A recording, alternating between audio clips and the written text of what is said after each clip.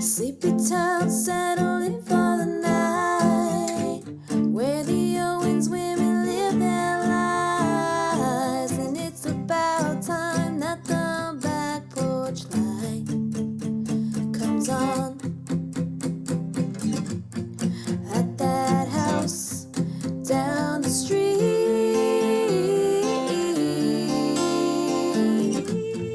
at that house on Magnolia Street. Hey, witch, hey. Hey, witch, hey. Hello. Good morrow, wench. You know what I realized in the last episode? We never said hey, witch, hey. Yes, we did. No, we didn't. Louis L'Amour? I edited that one. There was not one hey, witch, hey. I was like, how do I edit this? I'm Christina. I'm Justina. Welcome to the Magnolia Street podcast. This is a practical magic fandom podcast. So welcome. We were on a banger last time. We were just spitfiring. Firing in all cylinders. We were coming off the Christmas high. Yeah. Cooking with gas. Well, at that point, when we recorded that episode, Christmas hadn't even happened yet. Oh, you're right. That was pre-Christmas. That was like the Thursday before Christmas. I'm telling you, time is an illusion. Time keeps on slipping into the future. All right. Had that one. Hey. I like the hat. Got it for Christmas. I like it a lot. It looks It was handmade. like the only thing on my Amazon list that I actually wanted. That's adorable. Thank you. That was your Christmas. We didn't do shit. This season, like Christmas just dragged on. You know what I mean? Yep. And husband and I didn't do anything. I put the greenhouse together and she's done. She's done. Today the doors went on. Darlene. I'm missing one panel. The front gable, I'm missing it.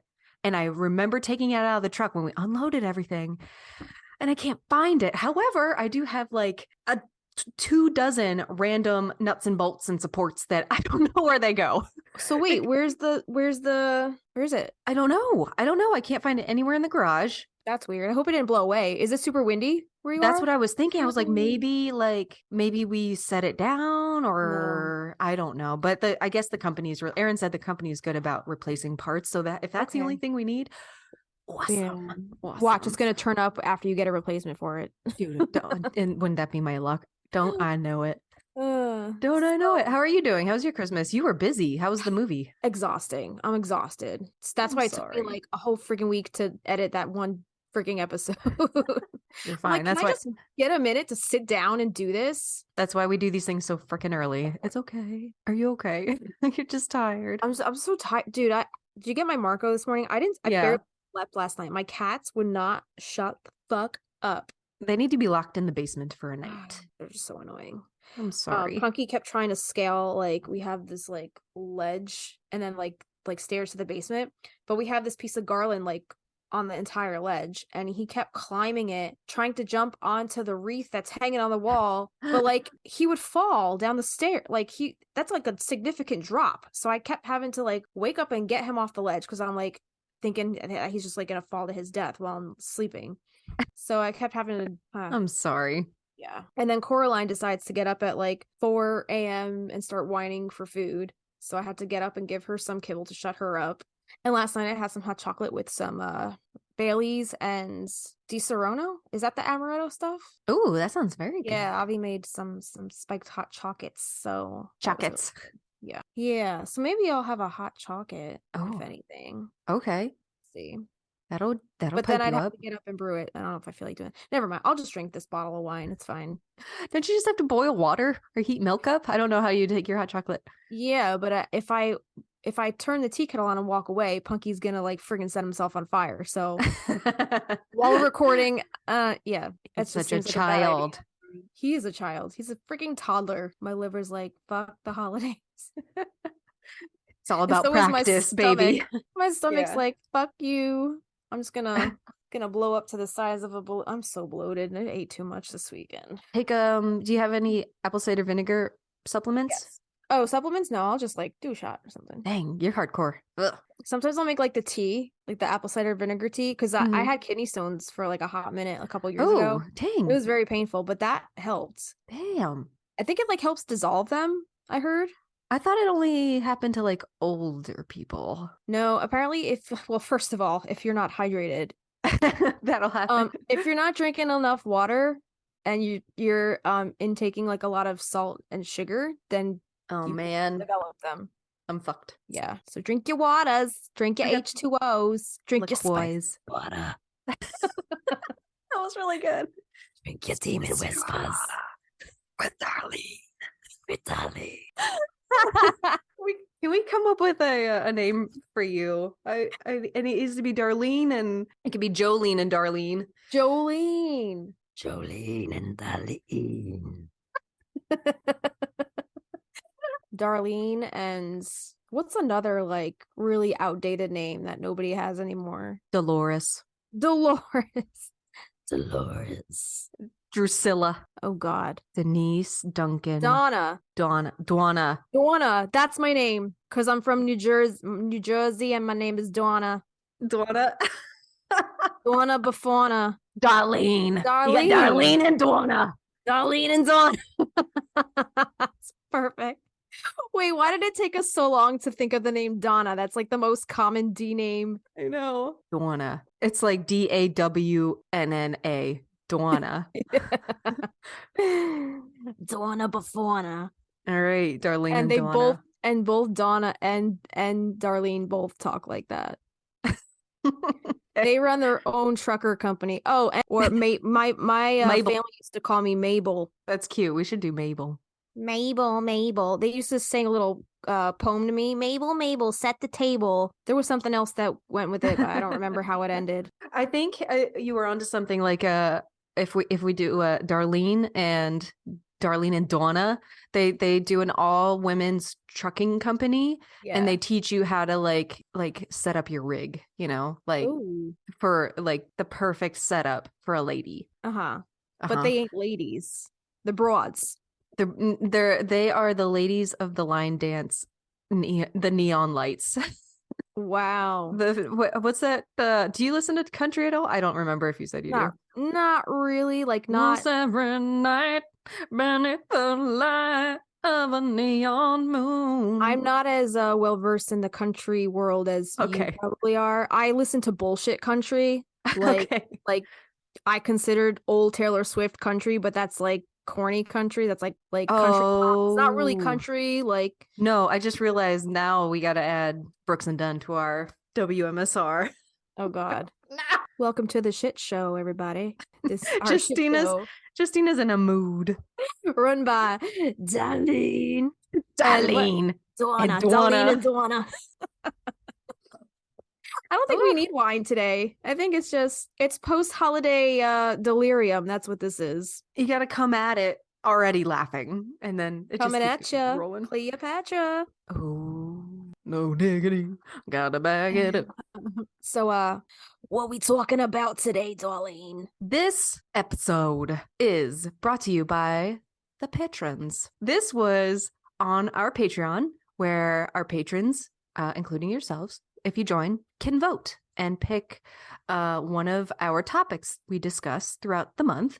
And this one is a character analysis on Miss Frances Owens. Oh yeah, this is our patron pick, huh? It's a patron pick. Yep. Once a month we do a patron. Yes. Yeah. It was kind of close. It was getting a little close with the other ones. And I was like, oh dear God, please don't. Please don't be Dwight. Please don't be Dwight.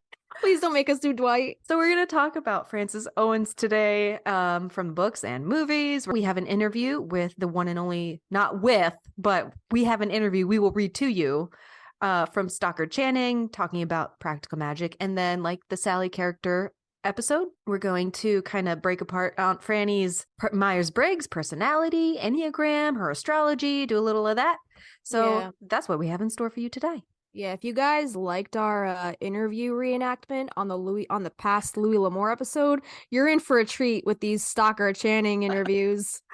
I have been dying at not Transylvanian, transatlantic cowboy. Transatlantic cowboy, it's our new dialect. That is my absolute favorite thing. I just want to draw like a cowboy in a trench coat with like high pants. I don't know how you draw a transatlantic cowboy. Well, I'm sure you can pull it off if anybody can. So well, thanks, but it's just been cracking me up. literally you got to get to the drawing board and sketch something Mhm. out, because I think that Mhm. would be hysterical. So Yes. how about this time you take the interviewee and I will be the interviewer. I think you could do a better Okay. Stockard voice than me. Okay. I'll have to like segue it like the first few lines in the movie Yeah. to get her to like channel through me. More than 300, yes. She's very transatlantic, so it might be Yeah. easier. She's an old biddy. Welcome to our second character analysis Oh on Franny yeah. Owens, man. I think that Franny in the movie kind of emanates like the auntie we either all want or we know of somebody in our lives that is like this, like the tough love, doesn't sugarcoat anything, kind of Mhm. like says what she wants, no filter kind of person. And I Yeah, love and it. also I do want to mention that in the book, it's made very clear, well, at least by Book of Magic, which is the last book, how it kind of reiterates kind of Sally's upbringing and how they always saw Franny as like the mean aunt Mm-hmm. because she is that tough love. But like once you get to the core of her, once you get to the center of her, Mm-hmm. she's like the sweetest. Like she always she's just a bitch because she has your best interests at heart. It's family first for Franny. Right. Which is like that whole thing going back to Jet and when she became, buddy buddy with the Reverend after the Reverend ostracized her for so many years. Franny's still like, no, fuck this guy. Mm-hmm. Like, she's still trying to protect her sister up to the very end. And You even though cross me once, never exactly, again. exactly. So, she's ride or die. That's how I She's see ride or Franny. die. She's that ride or die, Oh, I just want hard that on knock a life, shirt. kind of bitty. Yeah. Francis Owens, ride or die, bitch. Yeah. Yeah. The OG ride or die. That's how I kind of see Franny. I do have an aunt that kind of reminds me of her. Me too. Yeah, my aunt Fifi. She's Oh, yeah, her name's Fina. Serafina is her name, but oh my God, that's beautiful. I started calling her Fifi. My That's dad like has angelic sounding. yeah, my dad has two sisters, so they're like my witchy aunts. I feel they like I don't know. They're not really witch. They're not witchy, but I feel like just aunts in general and sisters are inherently witchy. I feel like we've had this discussion before, right? Right. But we can reiterate like neither of us have sisters. So we're like, Right. "Oh, we don't know. We don't know. We don't Yeah. know. But I think you're right. Yeah. Having that like blood connection, like Uh-huh. there was a point in time y'all lived in the same household with your mother and were synced up, most likely. Mhm. Yeah. Magic. Yeah. Magic. I mean, I used to live in a house with my grandmother and Oh, like, always seeing like her passing down her I guess just her recipes and all of her little concoctions. That's I feel like that's witchy in and of itself. we're gonna Like have that my generational magic episode. I really hope, right? yeah, that'll be That's on fun. the list. Yeah. Do you have a lot of aunts growing up? I didn't have a lot. My family is really small, but I have one aunt that does have that like no filter, kind of like Mm, rough, just says what she wants to say. And I remember growing up wanting to be like her, like because she was kind of tomboy. She worked yeah. at a bar. She drank. She actually like ran away to Arizona at one point to be with Oh a guy shit. before she ended up. So I was like, you're the shit. And when I was younger, somebody. I must have been like 6 or 7. Somebody was like, Christina, you're so pretty. And I was like, I don't want to be pretty. I want to be like Aunt Maria. And like, she was there like, I the want to fuck? be like Darlene. Darling. I wanted to be like my Teta Maria and just be like Aw. cool, independent. Yeah. And that's how and nothing witchy or magical, but I think we've said before, like Stockard Channing was typecast into this role. She's basically Aunt Rizzo, So that's Yeah. what we're going to talk to you about today. Yeah. So my I call her Aunt Fifi. I bougie her name up so hard, but no, we call her growing up we call her Tizzafina, right? Mhm. Tizzi is like aunt in Sicilian, so we call her Mhm. Tizzafina. And my dad's other sister is Maria, so she's Tizzamare. We call her Tizzamare. Oh, beautiful. So my aunt Fifi, she was actually the same one who threw my Ouija board or my friend's Ouija board over the fence. Oh, it comes full circle. She's super Jesus, right? But Mhm. she's like very spiritual. She was the one growing up who would always she would like pray over you if you had Yeah. like if you were sick or anything. And I always thought that was like super fucking witchy. Like I had chicken pox and she was like was like, praise Jesus, take these chicken pox away. Let Wow. her heal. Like, I just like, she's just so woo woo and spiritual and out there that I'm just like, but she's also very like tough love. She'll be the first one to tell you to go fuck yourself. That seems to just be your Sicilian family, though. I guess so. But like everybody in my family, it's just that tough love, I guess. Yeah. And you know, we're from New Jersey. We don't take shit. So. But your aunt being like, just like take out the part where it's like Jesus, just take Right. out that part Exactly. to be that connected with something and that Right. devout and like that, I don't know, energetically spiritual. Like Mhm. she's got something, whatever it is, like she's a Yeah. healer of some kind, which is Yes. beautiful. And she loves Exactly. you. Yeah. That's amazing. Yeah, and I never saw it as like yeah, of course she's super religious, and if she wants to attach, you know, a denomination to it, that's her, that's whatever. But like I never saw it as like I don't know, I guess denominational. I always just saw it as spiritual and like yeah, that healing kind of loving energy. So I always just found that really endearing. Whether I'm not religious or not, like I still, like I said in the past episode, like I will take prayers. I don't, if you want to pray for me, feel free. Oh, yeah. I'll take all the prayers I can get. But that's how she was when I was like growing up as a kid. She would always do stuff like that. And she has had a lot of spiritual experiences, and she's told us about a lot of her spiritual experiences. Like she's had prophetic dreams, like she's had family members come to her in dreams to give messages to other family members. Like, whoa, cool. If we want to talk about this on a bonus episode, it would be really cool. She has a whole story about pennies, about how like somebody, like a family member came to her in a dream telling her about pennies, and that she needs to pass this on to like a family member that's still living. Yeah, I think she did it actually at the person's wake, which is like really bizarre. Whoa. I'm gonna have to tell you the story. It's nuts. Okay, let's talk this week. Okay, cool. Bonus episode. Yeah, for sure. But we definitely get that with Franny. Like you see at the very beginning, her just walking out of that house with her strut. She's got that strut. She strut my way on over to you. You like my strut? I like this too. She means business, but then you see her embrace the girls and say like basically homework's gonna be there, let's do some spells. Yeah, that's Jetty, and she's like, a little mugwort will fix that right up. She loves those little girls like they're her own, for sure. Yeah. So Franny Owens was also dubbed the Maiden of Thorns in Rules of Magic, and that's in reference to her siblings, referring to her rough exterior and that she doesn't really care for many people except for Halen, who's her best friend, and she doesn't wear her emotions on her sleeve.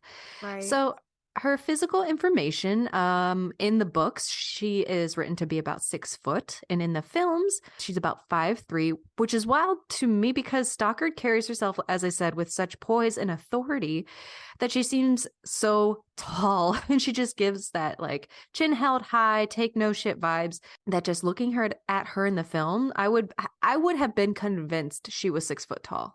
You know, if not for researching this. Confidence, like having that confidence and that take no shit kind of vibe, it makes you appear bigger than you are. It really does. That's why I'm always like, you cannot be a 4'11". There's no way. Because you have that Sagittarius like outranks your height. I think. I guess so. Dude, you know how many people I've had like not come up to me because like people are afraid to come up to me, which I've learned. I had no idea about this like for the longest time. And then like, you know, becoming friends with somebody like after a while, like they'll tell me like, oh, you know, when I first like met you or when I first saw you, I thought you were such a bitch. I was afraid to even like come up to you. And I'm just like, that's just my face. Like I'm sorry. That's just my resting bitch face. That's just my RBF. But that's your Donna face. My Donna face. Donna. But I don't know. I guess I appear that way. I don't know why. I guess it's my take no shit attitude. It's that Jersey coming out of you. Yeah, I feel like I'm gonna become Franny when I get older. Because I already have that kind of tough, like even with my friends and my family, like that's pretty much me to the core. Like don't fuck with my family. If you fuck with my family, you're fucking with me. And I have a personal issue with you. Even my friends, like that I treat like my family. I'm like, don't fuck with my don't fuck with my friends. Don't fuck with my family.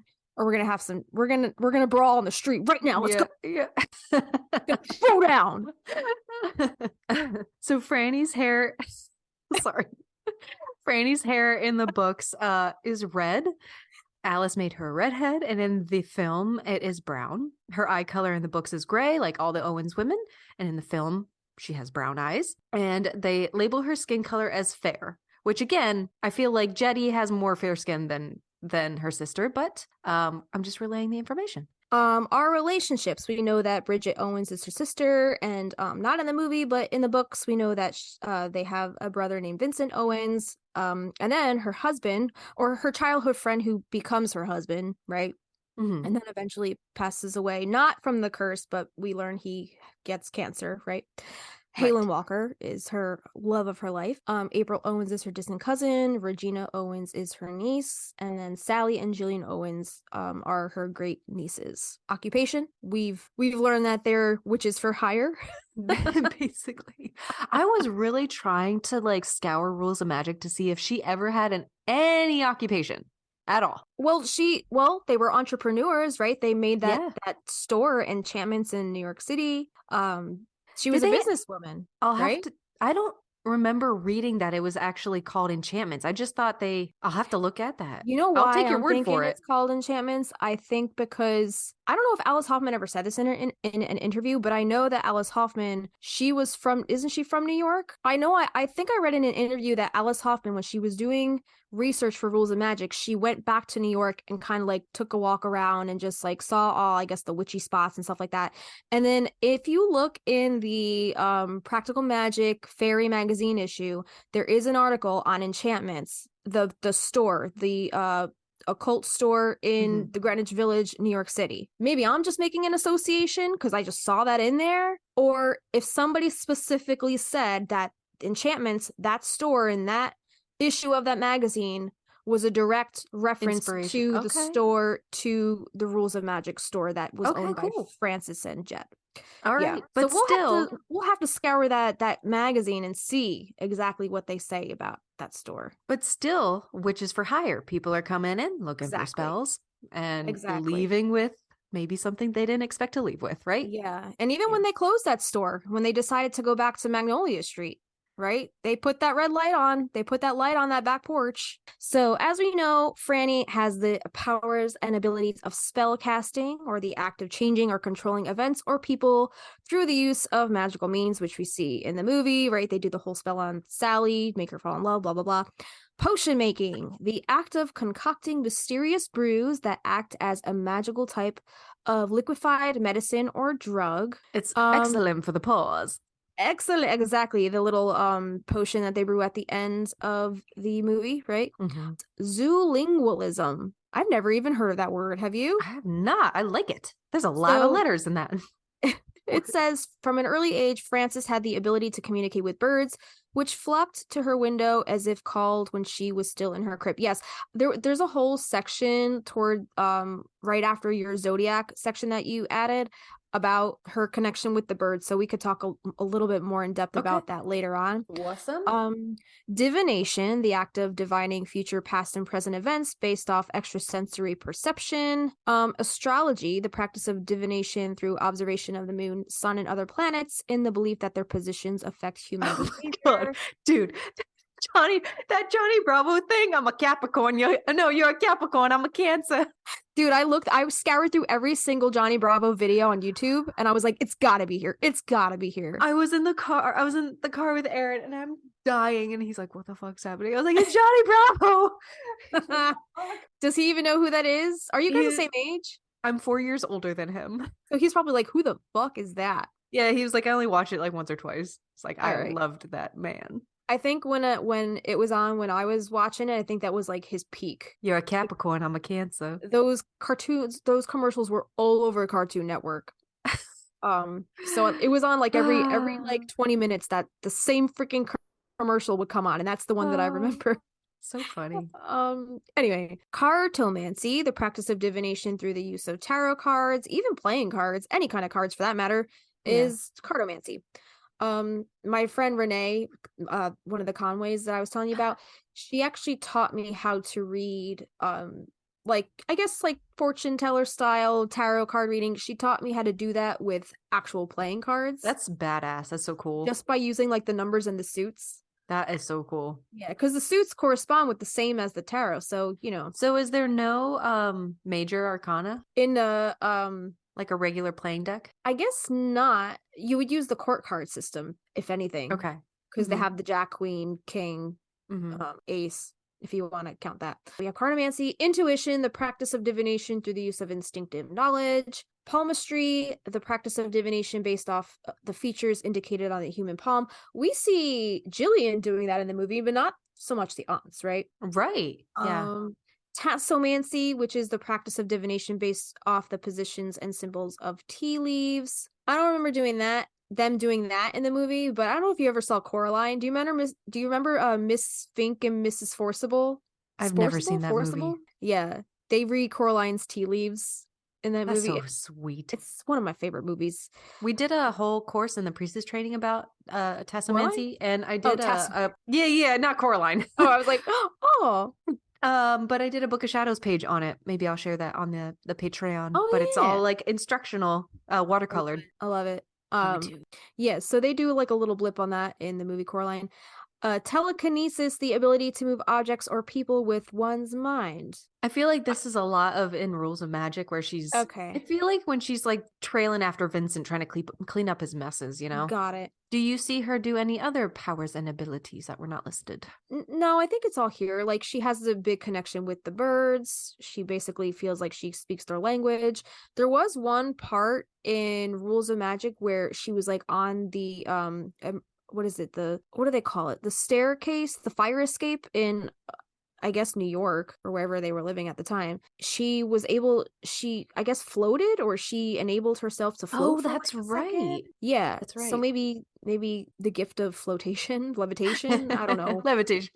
Yeah. The But only even other thing so, like I don't think she even floated that long for it to be like, she kind of like second guessed it. She was like, oh well, was I actually floating, or was it just like a blip in the matrix? I don't fucking know. Like, you know. Yeah. The only other thing I'll add is like herbalism, I guess, Okay. but that might fall under like potion making using as an act of magical type of liquefied medicine or drug. Yeah, But I would that's the only- associate that with push make. Like she does the black soap with Aunt Isabel. Mhm. So yeah.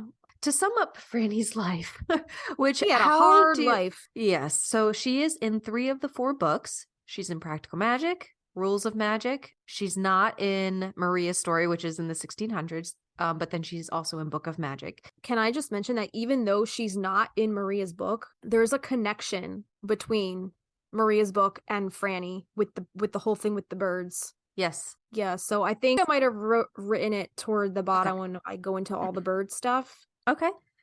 But I was seeing a connection between Maria and Franny because they both had a crow familiar. So Frances Franny Owens was born on the 21st of March, 1943, which is the first day of spring.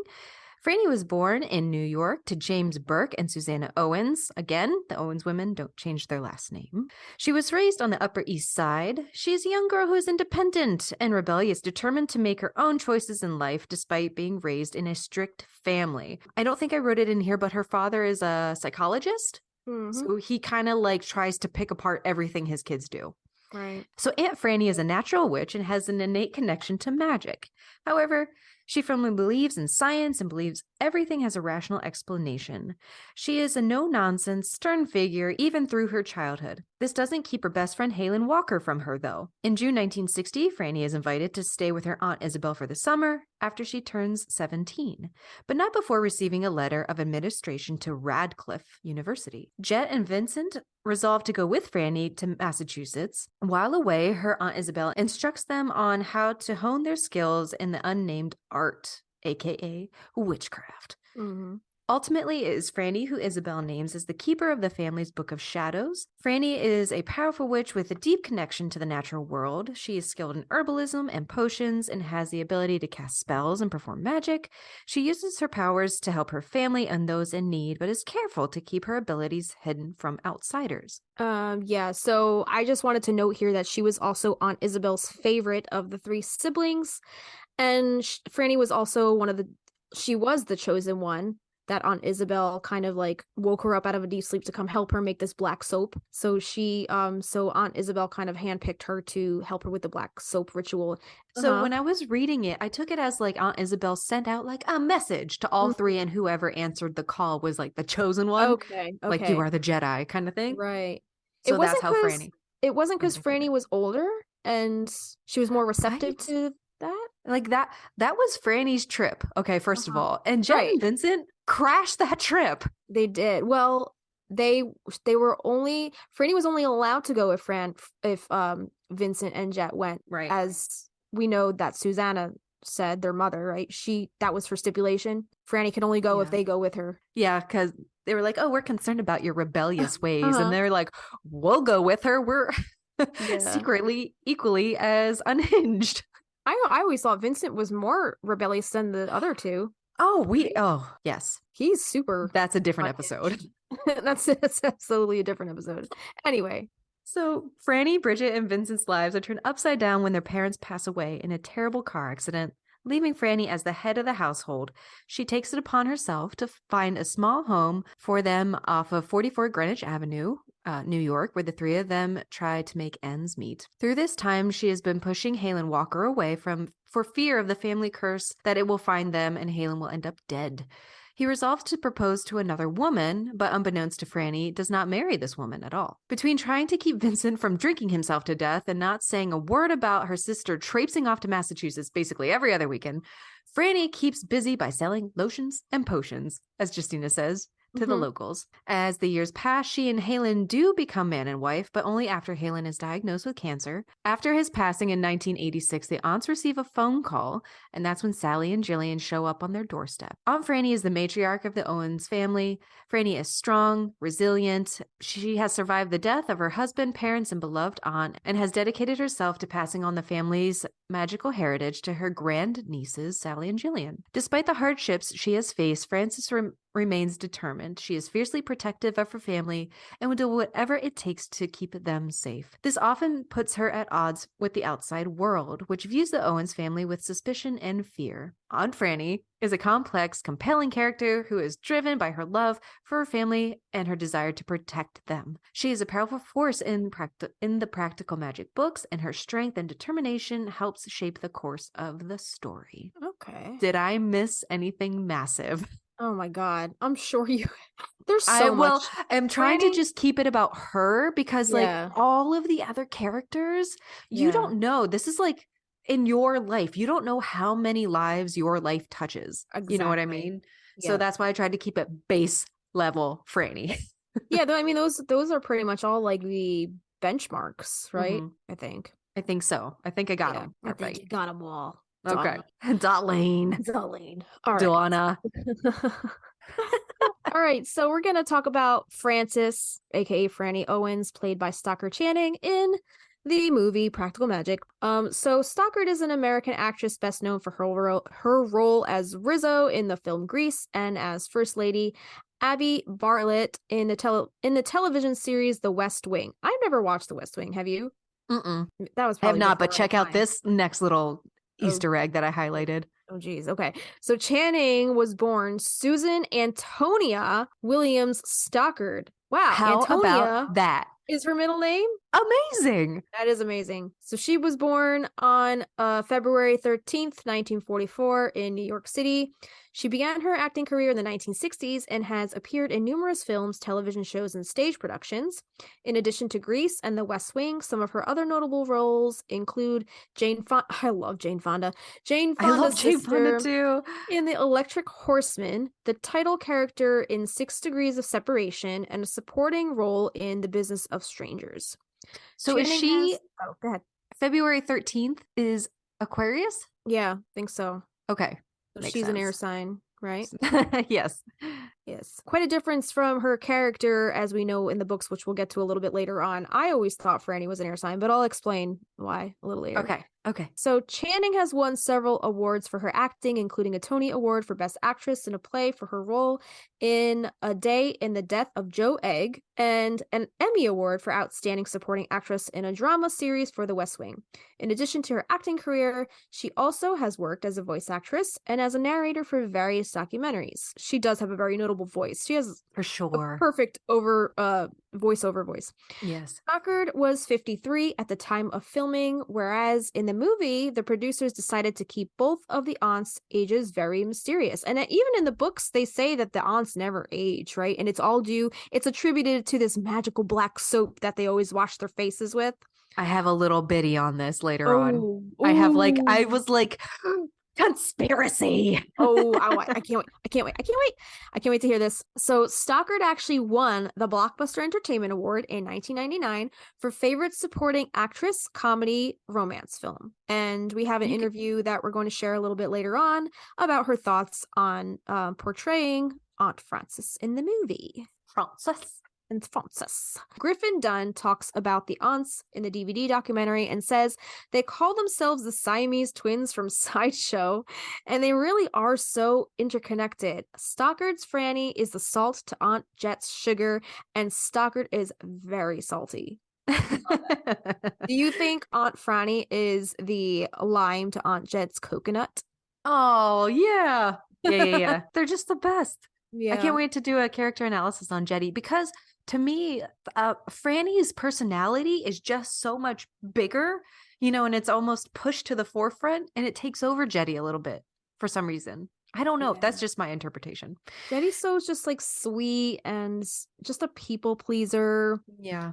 She doesn't ever want to ruffle any feathers. I feel you, girl. Franny in the books, these are some lines that Alice has written that kind of just give a little depth on Franny's character. However, I put this a little farther down, but the name Frances doesn't even appear until page 258. They're just referred to as the aunts. Really? Okay.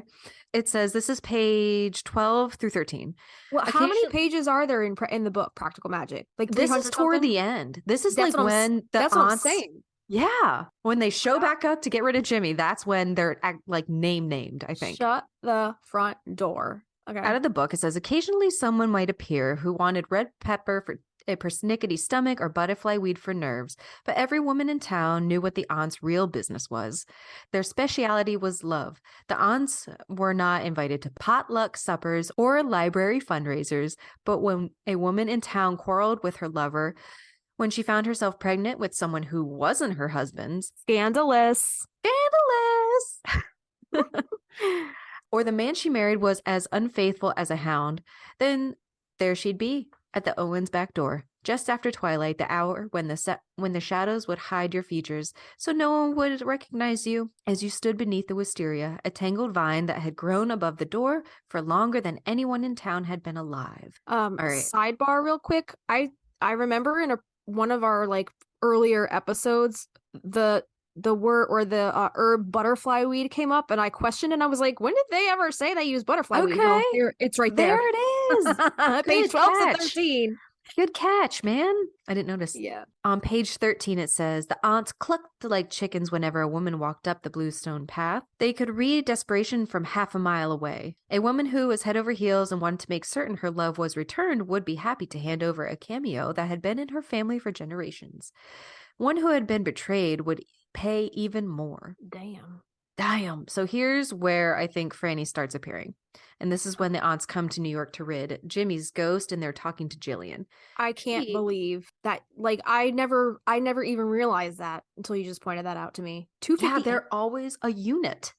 They're always like I'm saying that we don't know their names until page 258. I've never noticed that. That's great. All right. So she, this is 258 to 259. She, referring to Jillian, always thought of them together as a unit. Oh, fuck. And now she sees that Aunt Frances is nearly 6 inches taller than her sister, and that Aunt Bridget, whom they'd always called Aunt Jet, is actually cheerful and plump, like a little hen dressed up in black skirts and boots. This says, Frances comes to the porch to better assess her niece's house. Modern, but very nice, she announces. Sally feels a sting of pride. It's as high a compliment as Aunt Frances would ever give. It means that Sally has done it all on her own and done well. And that was on page 261. Franny's the one who tells Jillian it wasn't by her hands that Jimmy died. So Franny was basically like, hey, you didn't kill Jimmy. That dose wasn't even enough to kill a fucking, what do they say? A mole rat? Or something, Yeah. something like that. On page 269, it says, this is, the aunts are at the house. They're trying to make the concoction to pour over Jimmy's grave, and somebody has ordered pizza, so a pizza delivery guy shows up. Pizza delivery, he manages to say, this is your job? Francis wants to know, delivering food? That's right, the boy says. He thinks he can see Antonia in the house. There's somebody beautiful with red hair at any rate. Francis glares at him. That's right, ma'am, he amends. Frances reaches into her skirt pocket for her change purse and counts out $18.33, which she considers highway robbery. Well, if it's your job, don't expect a tip, she tells the boy. Could you imagine getting $18 and change? Fuck that. So then a few pages later, there's another knock at the door, and she says, it better not be that delivery boy back for more. I'll give him a real piece of my mind. What is her gripe with delivery people? She was a working girl one day, back in her day. Yeah. She was the power of the bill. Oh my God, Franny. Okay. So What's your deal? here's my thing. Here's my little spiel about the timelines and the ages and like the aunts being like in the first book, at least. Is this a conspiracy? Here we go. All right. So it's like there's such a difference between how we see the aunts in the first book versus how they are portrayed in the other books. The aunts in Practical Magic don't even really have speaking lines like until the end, like until they arrive in New York towards the end to help rid Jimmy's ghost. They come across much older to me in Practical Magic than in Book of Magic, which is the fourth book. However, Practical Magic was said to have been through the eyes of like the late 80s, early 90s. Okay. So if Franny is born in 1943 and the girls come to Magnolia Street in 1986, Sally is said to be about 12 at the time. That would have made Franny only 31 or 30, like 31. Okay. Which means in the Book of Magic, and here's where the spoiler, okay? Sally is said to be 44 in the Book of Magic. And so Franny would have only been 74 or 75 when she dies. The product doesn't work. Take it back. Because she's supposed to be the oldest sibling, but one of the first lines in the book is in Book of Magic, is there was Jet Owen. Jet Owen saw her fate in the mirror behind the reference desk. Even in her 80s, Jet was still beautiful, and that's on page 3. So let me just get this straight. If Jet died in her 80s and Franny is older, there's no way that could have worked out if she was 74 or 75 when she dies, if we're following the Practical Magic timeline, correct? And Willy Wonka, it's all there, black and white, crystal clear. Alice Hoffman pulled a Benjamin Button on the whole thing. She just like reversed Oh reversed their ages. So that's my thing. I was like, but am I understanding that correctly? Yes. So if the math adds up, when the girls came to Magnolia Street, Franny and Jet Jetty was only in her 20s, supposedly. Holy shit, Christina, you found a plot hole and a half. Wait. So now this unlocked a little thing in your brain. What did you just say? Just before I just said that, you said Franny was 20 something when she went to Magnolia Street for the first time?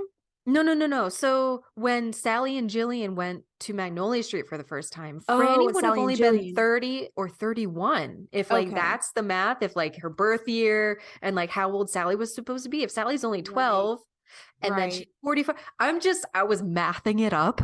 Yeah, no, that's hard. That makes more sense what you said. Wow. I mathed it up real hard. My brain is no longer in my head. It seeped out of my ear hole. That's crazy. All right. So that's what I have to say about this. So she was very young when she died, I guess is what I'm getting at. And very, very young when she became like a foster parent. Stand-in parent. So wow. Okay. Wait a minute, but that all right, I'm gonna have to kind of do my own math. Okay. I'm trying to think, like, she couldn't have been, wait, you said Franny was 31 or 21 when when Sally and Jillian first came to Magnolia Street? You said 31?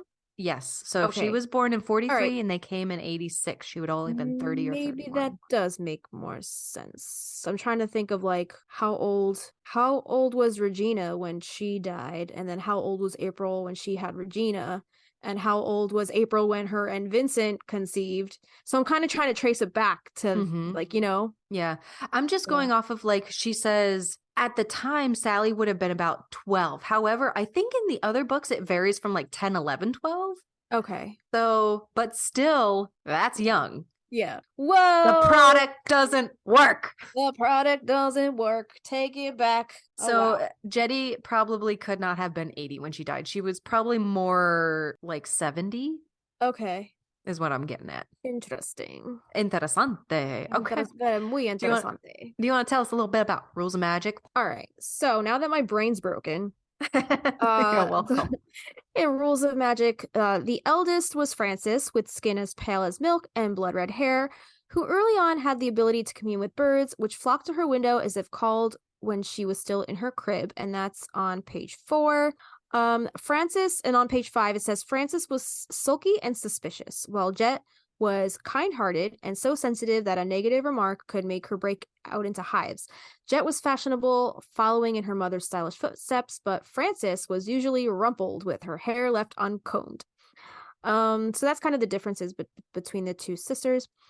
This is also on page 5. It says Vincent was spoiled rotten, treated by Jet as though he were a baby doll, and by Frances as if he were a science experiment. She reminds me of like Wednesday Addams and Pugsley. Like she's always doing shit to him to mess with him. Yeah. If you pinched him, Frances wondered, would he cry? If you offered him a box of cookies, would he make himself sick by eating every one? Yes, it turned out, and yes again. When Vincent misbehaved, which was often, Frances made up stories filled with punishments for little boys who would not do as they were told. Not that her cautionary tale stopped him. All the same, she was his protector and remained so even when he was far taller than she. So it's also like a Wednesday Addams type thing. You started watching that, right? And I don't want to give any spoilers for anybody who hasn't watched it yet. But if you saw the beginning of that, where she was like, only I can like fuck with my brother, right? But anybody else who tries it, you're gonna get your ass eaten by a piranha.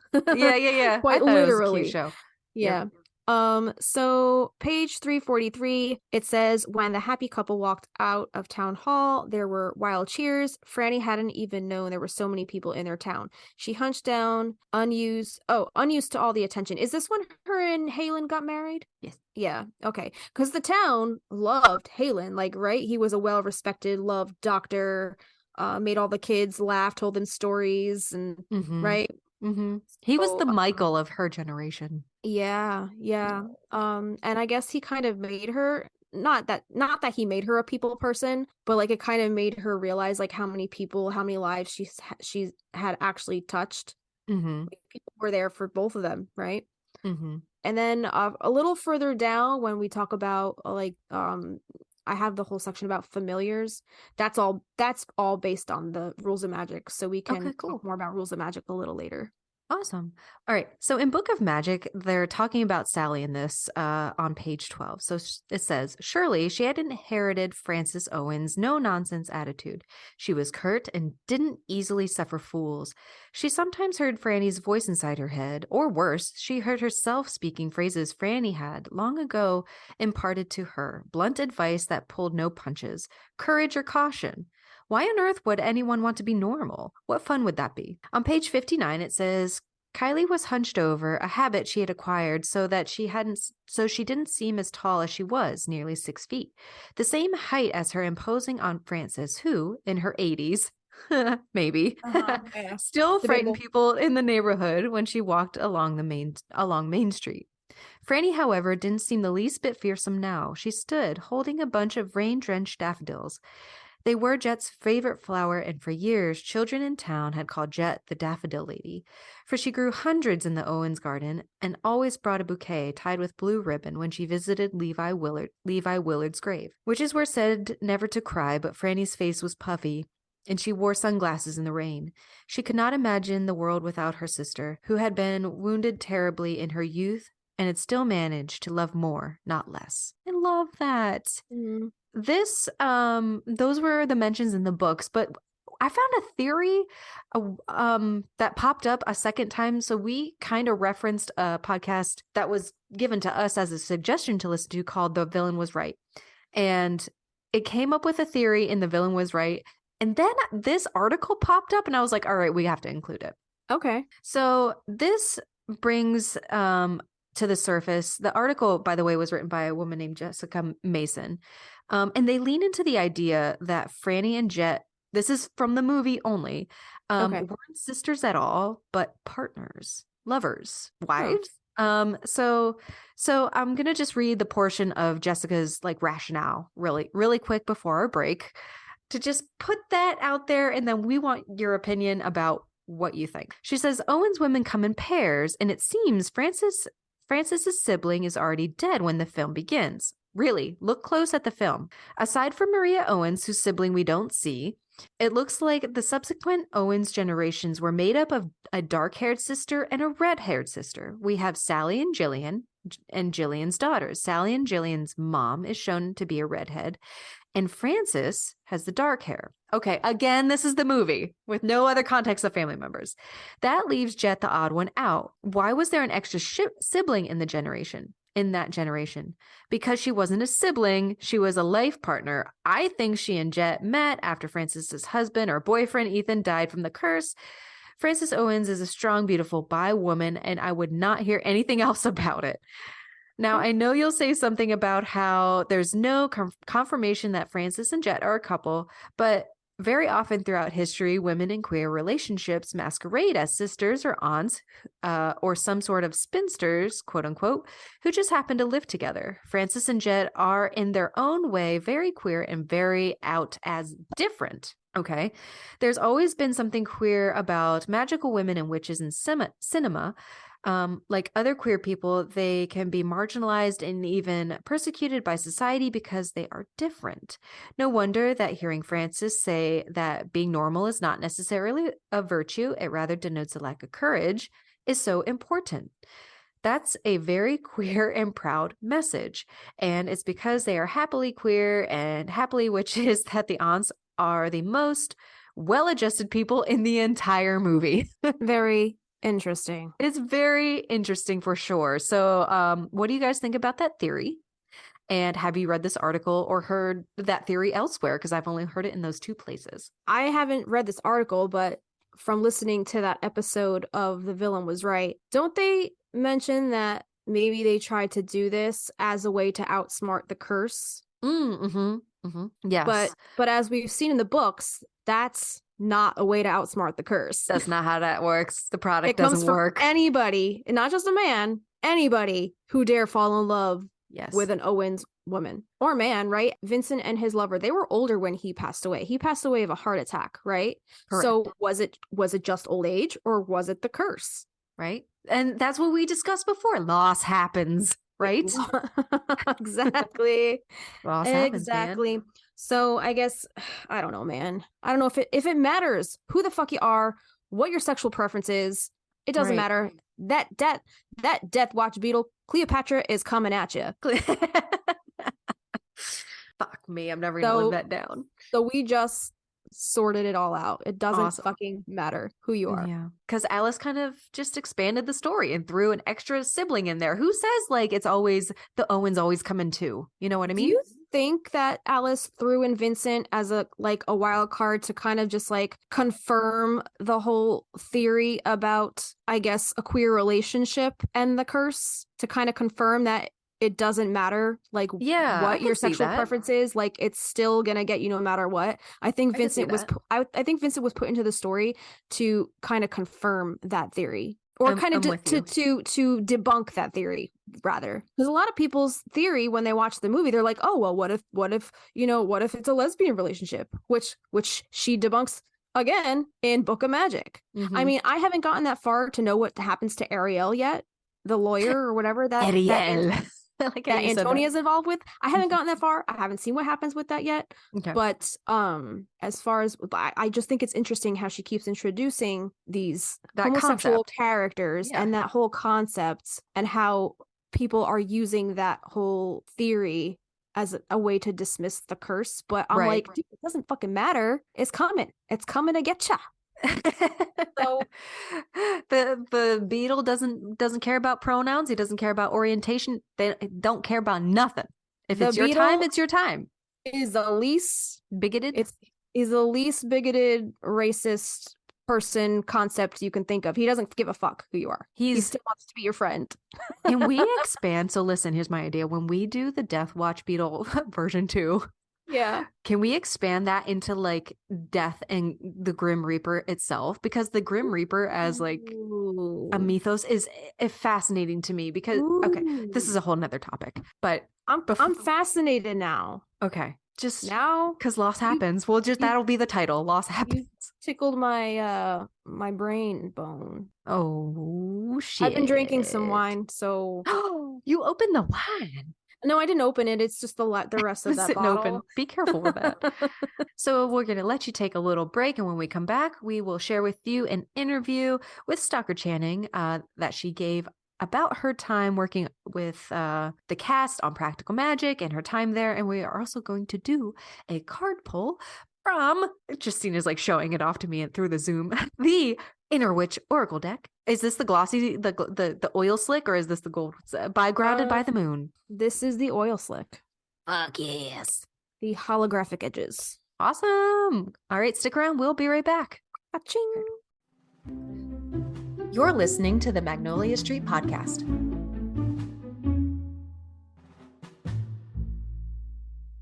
Welcome back to Earth. I don't know. I'm not making any sense. I'm delirious at this point. I'm just going to keep drinking my wine. All right, man. I poured my LaCroix into my wine to force myself to hydrate. Yeah, it's good.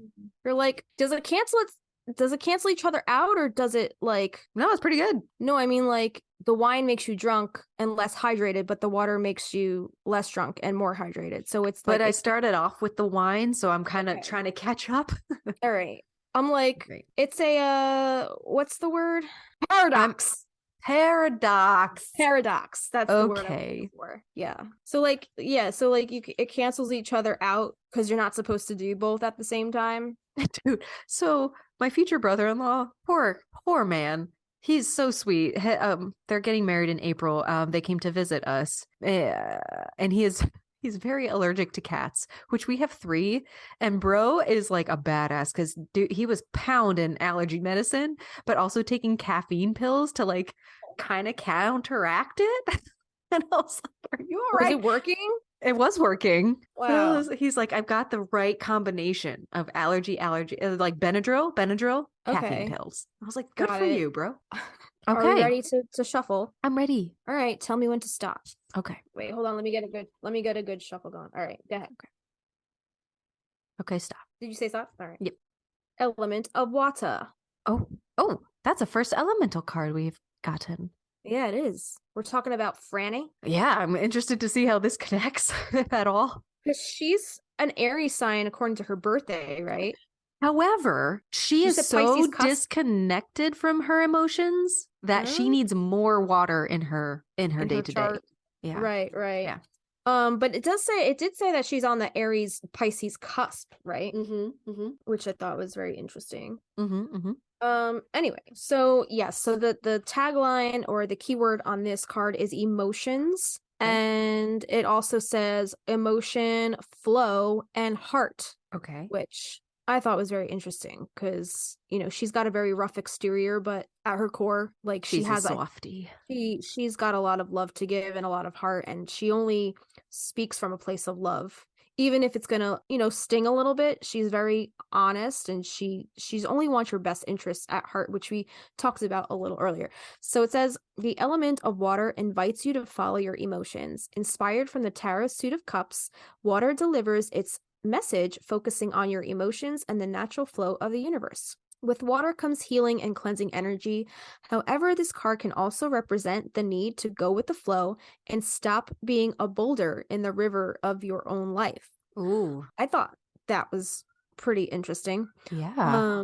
Let the water element flow through the channels of your emotions and embrace it. Open yourself up. Free up your emotions and follow your heart rather than your head. To better connect with water, utilize the power of a cleansing saltwater bath as well as the energy of this card. And the mantra is, I flow with the water. That's awesome. Yeah. She does need to flow. She needs to flow a little more for sure. She's very rigid. She's very Yeah. closed off. She's so protective of her own emotions. And if we're talking about Franny and water and how afraid of water she is, Yes. right? Yes. Oh shit. Damn. She's afraid. If that's not an analogy, I don't know what is. Like, She not was only the afraid whole, to jump in after not Halen. not only the whole witch thing and how witches like float and how she didn't want Halen to see the real her. I also think it's kind of an analogy. Like, she also didn't want Halen to have access to her emotionally. For sure. She was trying to keep him at a distance because she knows what the curse does to people that you love. So that's the only way of her kind of like keeping this safe, is just keeping him at bay, keeping him away from accessing her true emotions deep down inside. Yeah. Not only just like physical water, but like that dam is gonna break. Their levees are gonna break. yeah. So metaphorically speaking as well, I think it makes a lot of sense for her. That's awesome. All right, it's in the notes. So check out Grounded by the Moon, guys, if you want to check out this deck. It's a really cool deck. Thank you. I think his tarot deck is out by now, actually. The full 78 card, because this is just the Oracle. So check it out. I think he's got some other goodies on his website now. Awesome. Yeah. All right. So what do we have coming up next? We're going to talk about, okay, so is this the interview? This is the interview we got for you, and this is from vulture.com. It's by Jessica M. Goldstein, and it is an interview with Stockard where she answers every question we ever had about practical magic. Prac-Maj. Prac-Maj. Hashtag Prac-Maj. Okay. So I'm going to be Stockard? Yeah, you be Stockard this time. I had to be Louis L'Amour and talk like a transatlantic cowboy for an hour. Did great, because he just strung every thought together he ever had. I know. I'm like, halfway through recording that episode, I was like, is this gonna sound like really fucking annoying and stupid? Girl, Am I gonna it was have regrets? cracking me up. No. Okay. It's All right. lit. I hope you guys thought it was entertaining, because like before I started editing it, I thought for sure it was gonna be cringe. Were you laughing or were you listening- cringing? A little bit of both. So yeah, if you just guys like these reenactments and accents and like how we like kind of make a play out of all of these interviews, let us know how you feel about it. If you think it's cringe, we won't do it ever again. Okay. If you think it's cool, we'll keep throwing them your way. All right. I kind of just want to keep doing it regardless. Just fuck what everybody else thinks. This is our podcast. Yes. Yeah. All right. Okay. Okay. Yeah. You beat the interviewer. Okay. We'll just call me Jessica. Or should I interview you as Dawn? Donna can interview me. Okay. I got to get warmed up. Okay. For more than 200 years. She's down. She's real low. She's real low. All right. Drawn. And I'm Donna. All right. Donna's here. This is Donna Bufona. All right. So today we're interviewing Stockard Channing, where she answers every question you ever had about practical magic. So, Channing, tell us. Wait a minute. In your life. Are you okay? No. So Channing. No. Okay. All right. What was going on in your life in Korea when this movie came about? It was a very good time in my life. I was in Los Angeles, and actually Griffin Dunn was an acquaintance of mine. And to be perfectly honest, I had a party with a lot of mutual friends, and something about that movie came up. The next evening he rang and I said, I want to do it. And it happened. Had you read the script? Or was it just this party conversation where you were like, sure, sounds great? It was a lot of conversation. I'd seen a script. It did happen extremely quickly for whatever reason. I think what I remember most about preparing was it was the look of these witches. And what weddings are that? Dude, I don't know who is speaking through me. It's not Stockard, so I'm sorry. It's not Stockard Channing. I can only speak for myself. Diane had her own situation. Talking about Diane Weiss. Maybe it's Channing Tatum. Maybe it's the wrong Channing. Tatum. But I remember a lot of conversation about this how this character should look. The wonderful Judiana Makowski, who did the clothes, she had done 6 Degrees of Separation. She's miraculous. You're playing somebody who's 100 years old. I remember a makeup and hair test that didn't work out because I wasn't wearing much makeup. But it was a strange thing. You don't want her to look old and haggard because that's not who the character is. The makeup artist who'd worked with me and Diane before, we had a very candid conversation and we came up with the idea together. Ballet makeup. This erroneous amount of black lipstick, this, that, and the other. I remember the wig was curly and long and everything. And we just went way out on a limb with crazy fabrics and clothing. It was kind of marvelous because it lifted the character out of time. It makes sense. She wasn't young or old. She wasn't unattractive. She wasn't quite attractive at the time, but the more eccentric it was, the more it worked. Were you consciously trying to reference any witches from pop culture? No, not at all. That was one of the interesting things about it. I think also because of my background in theater, I've done... I feel like Stockard Channing would say theater. Okay. Okay.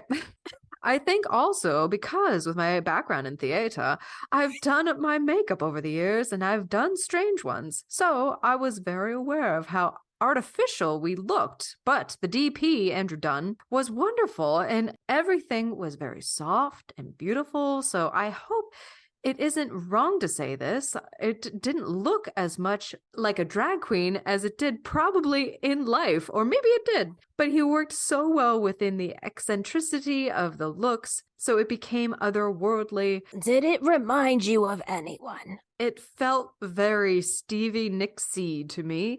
That very female, feminine thing, all those fabrics and flowing things. That was especially Judianna Makovsky. Lots of beads, jewelry. Not as mobile as Stevie Nicks probably, but the same sense of timelessness. Do you remember having to calibrate how witchy, quote unquote, to make things, seeing as the movie needed to stay grounded in reality? It wasn't a full-on thriller. Are you dying? Donna can get it.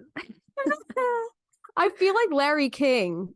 Yes, I'm getting the Larry King. I'm channeling Larry King right now. It was really about the relationships of all these women, the aunts, these nieces, and all that. That was Griffin's focus. We weren't playing witches. It was more like we were playing the relationships. I love that. What was it like meeting the rest of the cast?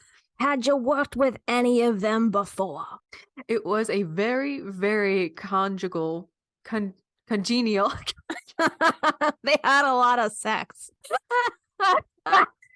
It was a very, very congenial situation, playful. Both Nick and Sandy were enormously warm.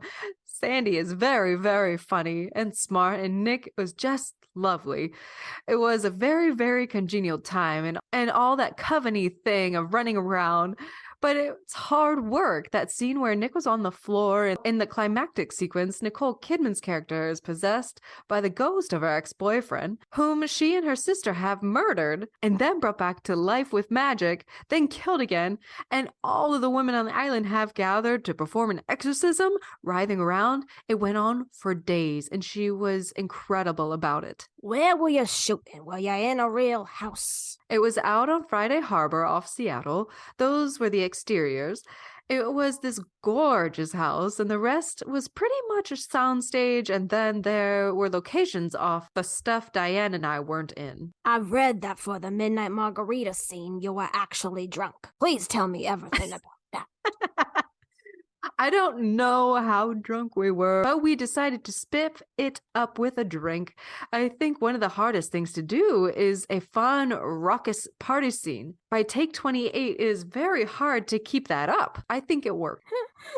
I also read that it was Nicole Kidman who provided the tequila. Sandra Bullock says as much in the DVD commentary, according to imdb.com. I don't remember. I don't think any of us had any objections. I'll put it that way. Was there anything in particular that was challenging to shoot? Once we had the look down in terms of my situation, I was very relieved and just could go with it. It was otherwise just the usual challenges of getting a scene right, choreographing it, and so on. probably the one I mentioned earlier, where Nicole is sort of taken over and possessed because there's a lot of people in the room and it had to go all the way around. She was incredible. She just went for it every time, even when she wasn't on camera. I also remember the green screen flying around wearing harnesses. It's very uncomfortable. Those people who do those movies all the time have my admiration. What do you remember about working with child actors? To me, it's one of the weirdest things about being an actor that your coworker could be like an 11-year-old. Yes, the actress who just did Kajillionaire. Evan Rachel Wood, who plays Kylie, one of Sandra's character's daughters. She was just a little girl. She was lovely. They were really beautiful children in every way. They both turned out very well. I wasn't a child actor, and I wonder how it comes around to happen like that. Did anything about the movie feel special or different to you while you were working on it? I will tell you one thing. When it came to releasing the film abroad, there was this clause in the contract saying that if an actor can speak in a certain language, you can dub the movie. So I immediately, being ridiculous, said I can speak French, mainly because I felt like going to Paris. One of the stupidest things I've done in my entire life. I was with this woman of a certain age who was very strict. And the minute I opened my mouth, I knew I was in trouble because they do it in French script across the bottom of the screen, and I had to narrate the beginning. I really did want to shoot myself. I felt so stupid. And also, she didn't speak a whole lot of English, so the two of us, plus the technicians, it was a couple of very long days, and I learned my lesson. At the end, she said I basically had a Bulgarian accent. Somewhere in the world or not, there is a copy of me dubbed in French in Practical Magic. I'm sure the minute I left, they hired someone else to do it right. But I made a real horse's ass of myself. I will tell you that. Dude, what's the opposite of imposter syndrome? Oh, I don't know. Because that's what Stockard Channing has. That's what we all balls. have to come to the ball game with is her attitude. That's balls right there. To not even speak French and be like, I just want to go to Paris. So yeah, I speak French. What? And then get there for the job and like not know what the fuck to do. Mm-hmm. That's balls. Mm-hmm. What that is. Did you have a sense of the movie's reception when it came out? Do you read the reviews as a general rule? No, I don't. I try to avoid watching myself as well, which is a little tricky because I had to do the narration. I think it was difficult to market, honestly, because it's not a totally spooky horror magic film. It has this domestic violence and abuse plot in the middle, and then it's also this sister-family bonding story and a love story, and the tone is a little all over the place, don't you think? It's very unusual. My recollection, which may or may not be accurate, is that it had a greater life after it opened. I couldn't tell you if it made money. I wouldn't be aware of that at all. But I'm aware that over the years, a lot of people like myself have been crazy about it. So it lives on, which is interesting.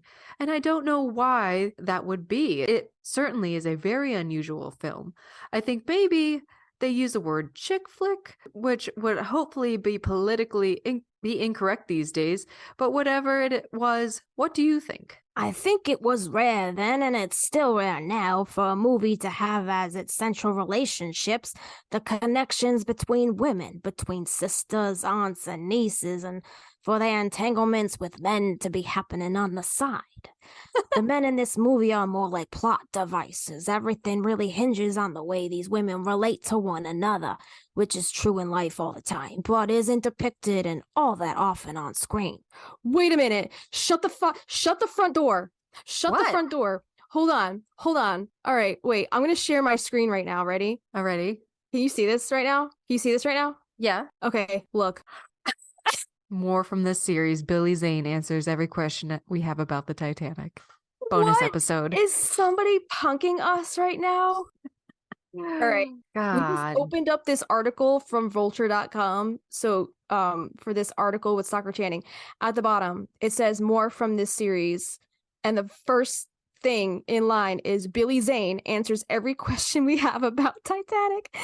And then right below that is Francis Fisher answers every question we have about Titanic. That's fucking crazy. Dude, somebody's punking us over and over and over again. Can you fucking believe that? I need to take a drink.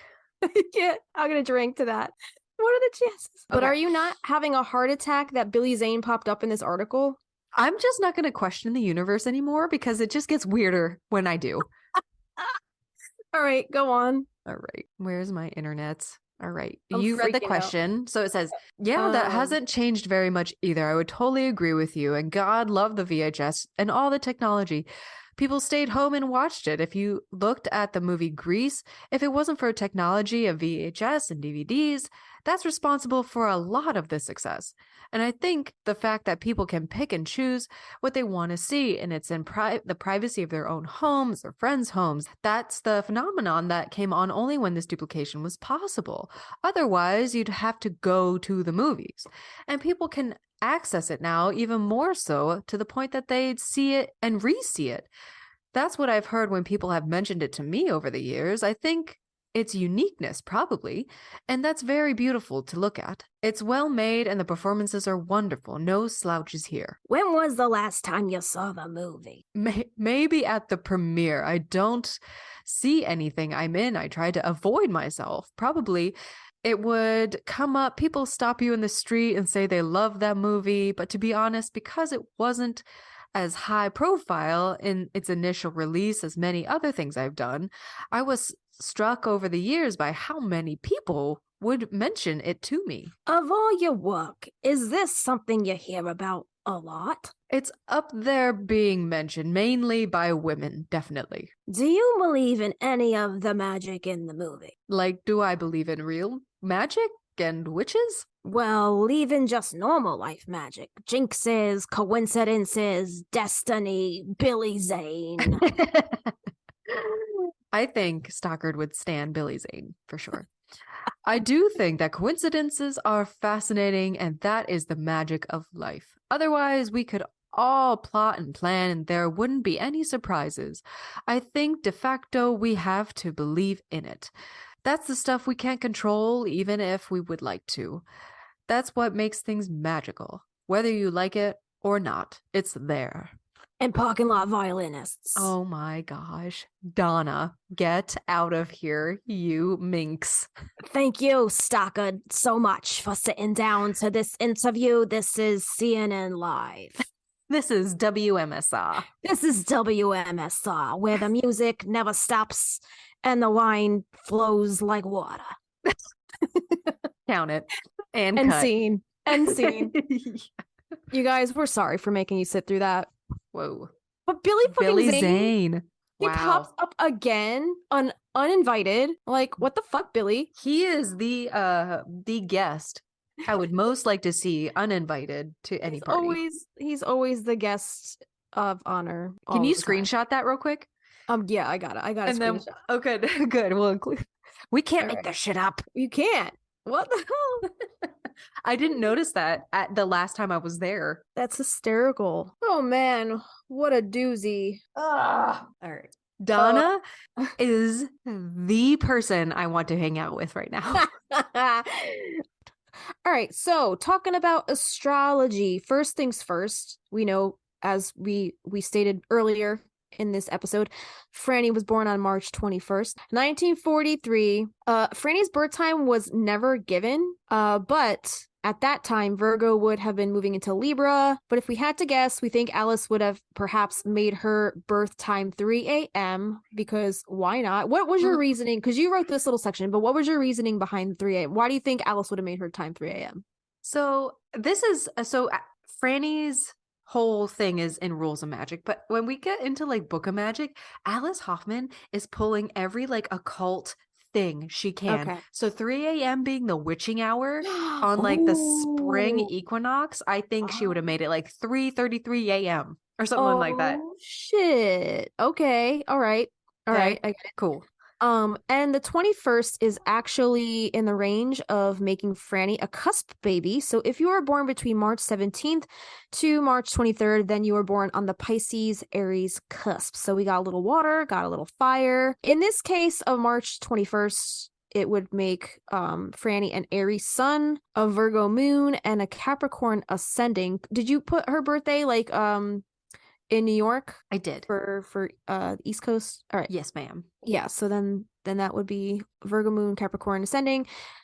People with an Aries sun and Virgo moon are known for their strong, independent spirit and their attention to detail.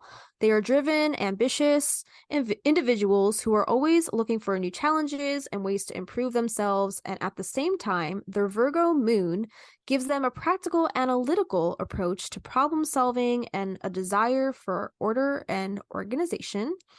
And these individuals are often very hardworking and dedicated, and they are not afraid to roll up their sleeves and get things done. They may also have a strong sense of responsibility and a desire to help others. And overall, people with this astrological combination are known for their determination, ambition, and practicality. And Could you you hear said that noise here, really quick? Could you what? hear that banging noise at all? No, what was that? You can't hear that? No. Okay, my husband's using the slap chop in the kitchen. It's really loud. I don't hear it. Okay, good. I don't think this mic goes very far. I think Okay, it's good. just like it has to be right up in the mic here. That's funny. But you So, have a yeah, little tidbit here in green. So why don't you read what your thoughts were on this? yeah. So this I thought really encapsulated Franny. So that's why we stuck with keeping Franny as an Aries, you know, that 3 a.m. time Mhm. slot. Because I think it's kind of spot on. But later down the line, we do hope to team up with another podcast, two Geminis and a Leo. Over there, it's Teresa, Tabitha, and Rachel. And they are awesome astrological fiends. And we hope to do an astrology episode with them in regard to the main characters' That would be a lot of signs. fun. It That would will be a of lot of fun. because, like, to be honest, like, we know our strengths and we know Yeah. a little bit, but we don't know enough to do a whole episode on all the characters. So I think it'd be I really cool to get their perspective. I would not consider myself an expert on astrology at all. I'm very interested in Okay. it. I like to read a lot about it. I only really know as far as like my signs and my friends' signs and like how Mhm. we kind of flow together. Mhm. But anything beyond that, I'm like, how the fuck do you read a natal chart? Like I know the gist of it, but it's so in depth. Like the Yes. degrees and the math and like my mind just explodes. So Mhm. that would be a lot of fun to get some professional insight to all of this and not just Yeah. like kind of flying by the seat of our pants like we've been doing. We're like, that could be this. Yeah. Definitely. Sally's definitely a Virgo. Oh, Definitely. 100%. But we'll 100%. get their input about it. Okay, so here is why I think if Alice Hoffman never supplied us with an actual birth date for Franny and we go completely on speculation, I would have definitely have pinned Franny as more of an air sign because of her deep connection with birds. And it's always like reiterated, the birds this, birds that. In Rules of Magic, there's birds in like every fucking like line of this friggin' book. Okay. There's a lot of references to birds, which is why I'm like, why would Alice Hoffman make her an Aries? That makes Okay. no sense to me. I'm Yeah. like, I want her to like maybe she should have been an Aquarius at least. It's like right in that realm of that, that time, like winter time. Yeah, right before that. Yeah. Yeah, so it doesn't make sense to me why she's an Because Aries. she's got the fiery red hair, you know? Yeah, I guess so, but I'm just like, what about the birds? The birds, it's gotta mean something.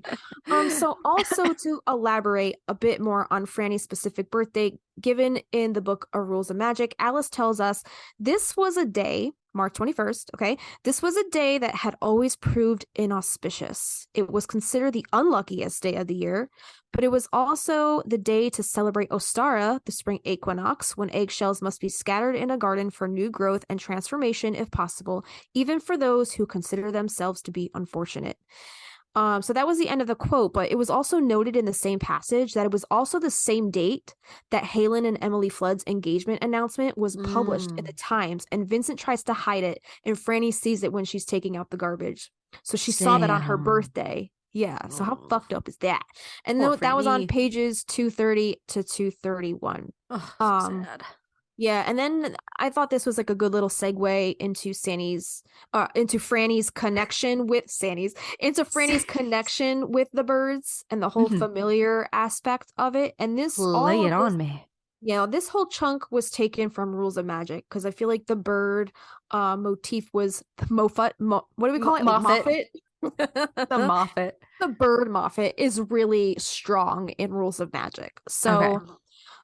the first quote is on page 3. And I think we already said this one earlier on a couple times actually. Eldest was Frances with skin as pale as milk, blood red hair, who early on had the ability to commune with birds, which flocked to her window as if called when she was still in her crib. Then on page 4, it elaborated a little more. It says her gift with wild birds allowed her to bring them to her merely by lifting her hand from a distance. When she ran so fast she was nearly flying, it seemed as if she spoke their language and was meant for their world more than her own. Page 11, it says it wasn't that birds were drawn to her or that she discovered that she could melt icicles with the touch of her hand. She was calm and unafraid when birds flapped about, and her body temperature was above average. Therefore, it was logical for ice to melt. One night while she was standing on the fire One night while she was standing on the fire escape outside her bedroom, she thought so hard about flying for that moment that her feet had lifted and she'd hung in the air, and that, she knew, was empirically impossible. So she's already like identifying with the personality traits of a bird because she herself kind of was able to levitate and get that kind of flight. Page 23, it says the bird came to Franny of its own accord, as if the birds in Central Park always did, flitting over to perch on her shoulder, feathers fluffed out. And Isabel notes how this was a first. No bird had ever done that before. And I think this was in reference to the sparrow that enters the house every solstice. And this was the moment that the siblings visited Isabel on Magnolia Street for the first time. And we see Sally kind of have the same kind of experience when they first come to Magnolia Street too, when they were kids, right? In the book. Indeed. Yeah. Page 56, just before Franny is summoned to the garden to help Aunt Isabel make the black soap for the first time. Quote, Isabel had interrupted a curious dream Franny had been having about a black bird eating from the palm of her hand as she sat on a bench in Central Park. It seems like she references Central Park and birds a lot. The crow had told her his name, but now that she was awake, she'd forgotten what it was. She'd read that Maria Owens was thought to have the ability to turn herself into a crow in order to accomplish her witchery. So she knows that her ancestor has this connection with birds, and she also has this connection with birds. So I think it's like a really like cool way for her to identify and kind of have that connection with her past. I'm excited to talk about Maria. And her like that lore behind, because what we safe word. I know. Safe word. Safe word next another episode. And also I think birds need their own episode as well, because there's so much about birds throughout this whole entire series. So page 69, Franny was still having the same dream about a black bird that spoke to her. So in this part, she was wondering what the dream might mean. Was it flight she wanted, or freedom, or simply someone who spoke her language and could therefore understand her confusing emotions? Page 73, birds stirred in the thickets, all of them drawn to her as she walked by. And this entire page, page 73, it's beautifully written. It's an elaborate description of all the types of birds that Franny has acknowledged and experienced with or had experienced throughout her life up until that point. So if you want like a beautifully written, painted picture about birds, head on to page 73. Okay, cool. It's a really pretty passage. Page 76, Franny wanted what she most often experienced in her dreams, to be among the birds. She preferred them to most human beings, their grace, their distance from the earth, their great beauty. Perhaps that was why they always came to her. In some way, she spoke their language. It's in this same passage that when Franny and Jet are making their wishes at the alchemy tree on Samhain night, Jet tells Franny to look up, and there on a low branch of the tree sat a huge crow. Jet asks Franny if that's what she wished for, and she says more or less. And then the bird swoops down off the branch, rests on Franny's arm. Franny's caught off guard by the weight of the bird and the way that it looked at her as if they had known each other. And she swears she could hear a voice echo from within its beating breast. And the voice says, I will never leave unless you send me away. So I'm wondering if this is like the spirit of the bird that Maria owned and met its untimely fate when the hunters got down. God dang, that story is so sad. I'm wondering if this bird is like a familiar guardian. It might be the spirit of Maria's bird coming back to guide this new generation through life. Yes, and since Franny has that connection with birds, and so did Maria, there might be like a symbiotic relationship between the two of them that's bound through the threads of time. Do you remember in issue 40 of Fairy Magazine? I'm remembering the drawing looking down at the Franny and Jet and the bird above them. Do you remember that? There was an article or a poem or something. So I'm trying to open that up really quick to see if I that think has I any have it on place my in shelf. here. Do you want me to try to find it? Yes. Do you think this scene is them on Samhain night under the alchemy tree? Is this the I think alchemy tree? so. I think so. Oh shit. Okay. So yeah, if you guys check out the Fairy Magazine issue, if you have the hard copy, it's issue number 40 from autumn 2017. On page, I think it's 78 and 79, because on page 80, it's an excerpt from the Rules of Magic where they're making the wishes at the alchemy tree on Samhain night, and there's an illustration by Charles Vess in this book, and it depicts them under the alchemy tree, and there's a brunette and a redhead kind of welcoming a crow, and the redhead is obviously Franny, kind of welcoming in this crow who's kind of swooping down and flying to her. And on this page it says, the most glorious hour in Manhattan was when twilight fell in sheets across the great lawns. Bands of blue turned darker by the moments as the last of the pale light filtered through the boughs of cherry trees and black locusts. In October, the meadows turned gold. The vines were twists of yellows and red, but the park was more and more crime-ridden. The Owens siblings had ridden their bikes on the paths without adult supervision when they were 5 and 6 and 7. Now children were forbidden to go past the gates after nightfall. There were muggings and assaults, desperate men who had nowhere else to go sleep on the green benches and under the yews. This, I don't know if you want to include that passage. That passage doesn't really paint a picture of what's actually happening in the scene. It's kind of just Right. telling you That about picture the though, park. that sketch drawing illustration is so cool. It really Yeah, is. if you do have the hard copy, but you can also go on enchantedliving.com, I think it is, and go into like their digital downloads, and it's free as a PDF, and it's on page 40 of the PDF. It's so pretty. The whole excerpt in like that they included with that picture is basically the scene where they make the wish at the alchemy tree and Franny wishes for the bird. Okay. But I never realized that the about that piece of art in that issue. That just stuck out to me because I loved like the perspective of it. Yeah, it's been a while since I've flipped through this as like a whole. No, What? I was saying thanks for sharing that with me because I didn't know. Sure. I didn't realize that otherwise. Sure. Yeah. So then the last thing that there was a lot in Rules of Magic about birds. I didn't pull out every single reference, but the last one that I pulled out was on page 94 when Hay asks Franny if the bird hasn't had a name, and she says Lewis. She names him on the spot, and then Halen quotes Lewis Carroll's unanswerable riddle from Wonderland, why is the raving like a writing desk? And we know at some point in Rules of Magic, Halen takes the bird, right? Halen takes Lewis, and Lewis chooses him, I think. Right? Does he at some point? I forget. We're going to have a book club where we're going to reread everything. Yeah, exactly. But there's so much about the birds, and there was also a bird that they had in their enchantment shop or their shop in New York. Was it like a pelican or a herring? Yeah. Harry the Heron? What the fuck was its name? I feel like I saw it before. Edgar. Yeah, yes. It was named after Edgar. For Edgar Allan Poe's ghost was said to roam their neighborhood. And for a time from 1844 to 1845, he had lived at 85 West 3rd Street writing The Raven. Ooh. So that's why they named the the stuffed bird, Edgar. Adorable. Yeah. We just got a message from our very first patron, Paige B. Oh yeah? What'd she say? She says, ha ha ha, I'm cracking up. I'm finally catching up on the episodes, and I'm on the house one. If you glitter bomb me, I will glitter bomb you back, guys. Thanks for the shout out. Love y'all. Oh, that's amazing. Dude, we could have glitter bombed her like 20 times over before she got to Paige B, you're in our hearts. Thank you. What up, Paige B? Paige B. I just put my phone down like I was done with the show. Bitch, we ain't done. We got a whole other out. segment. So, like the Sally episode, I find Myers-Briggs and Enneagrams, which I know nothing about until doing this shit on here. Yeah. I think they're awesome. They're so fascinating. So we're going to do a little Myers-Briggs for Franny.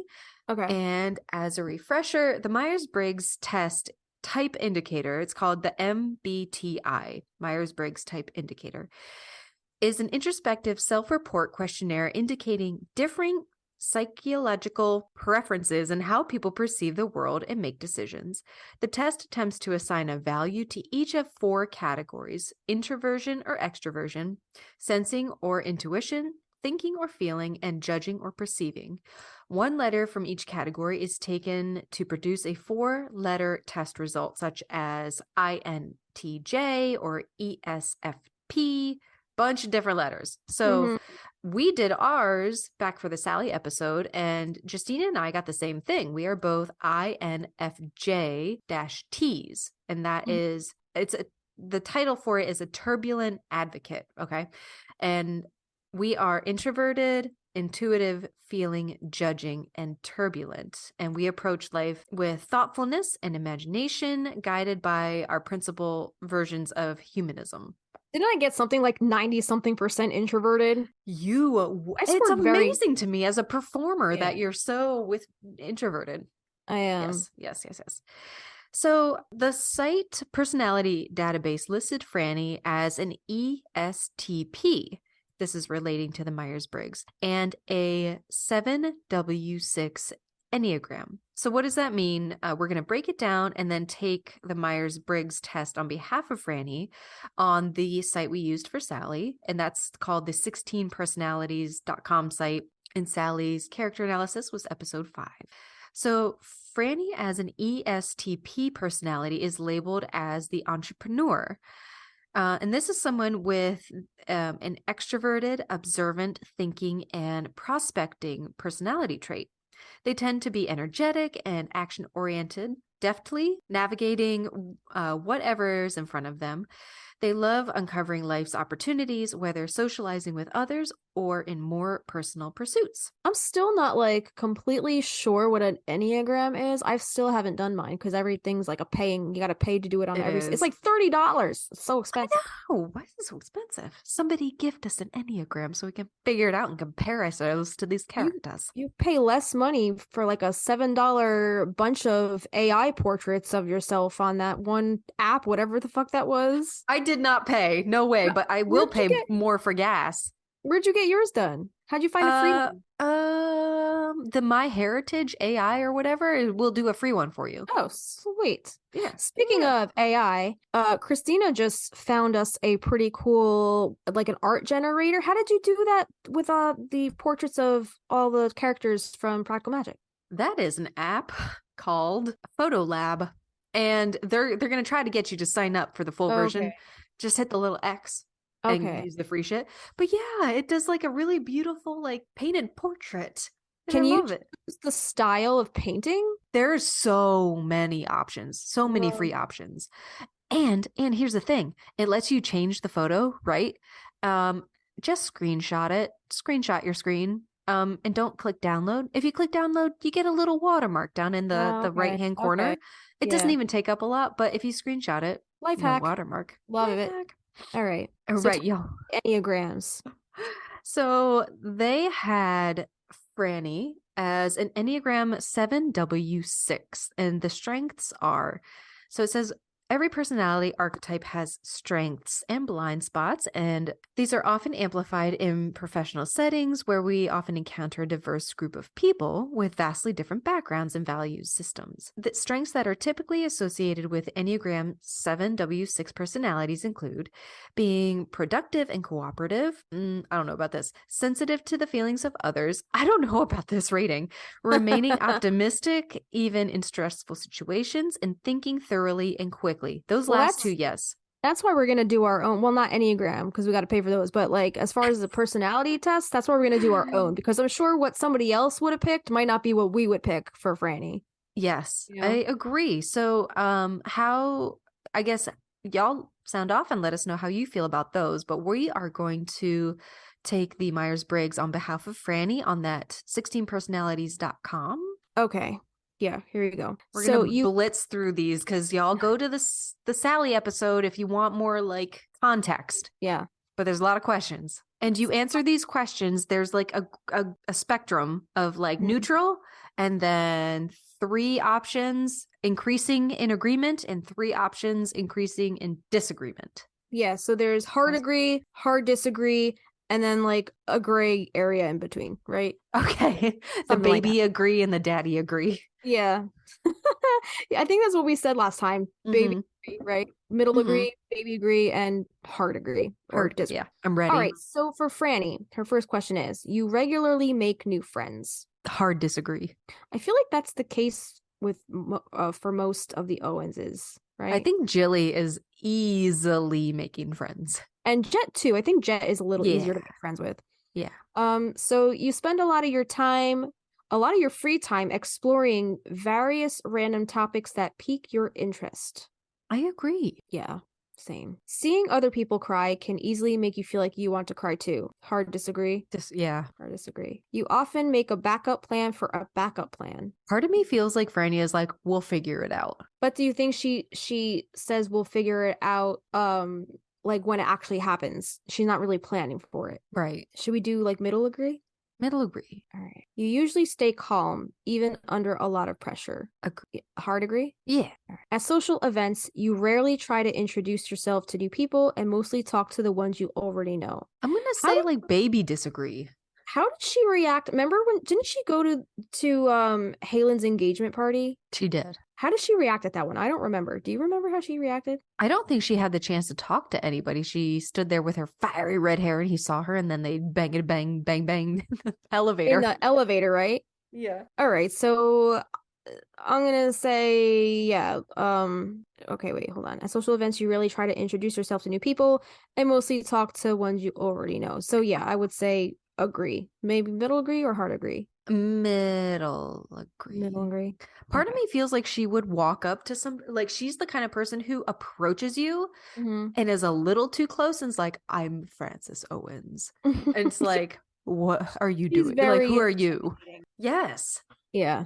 I get that vibe from her. So the next question is, you prefer to completely finish one project before starting another? I don't know. I feel like she's got her hands in a lot of different things at once, right? I would do like baby agree Baby or agree. neutral.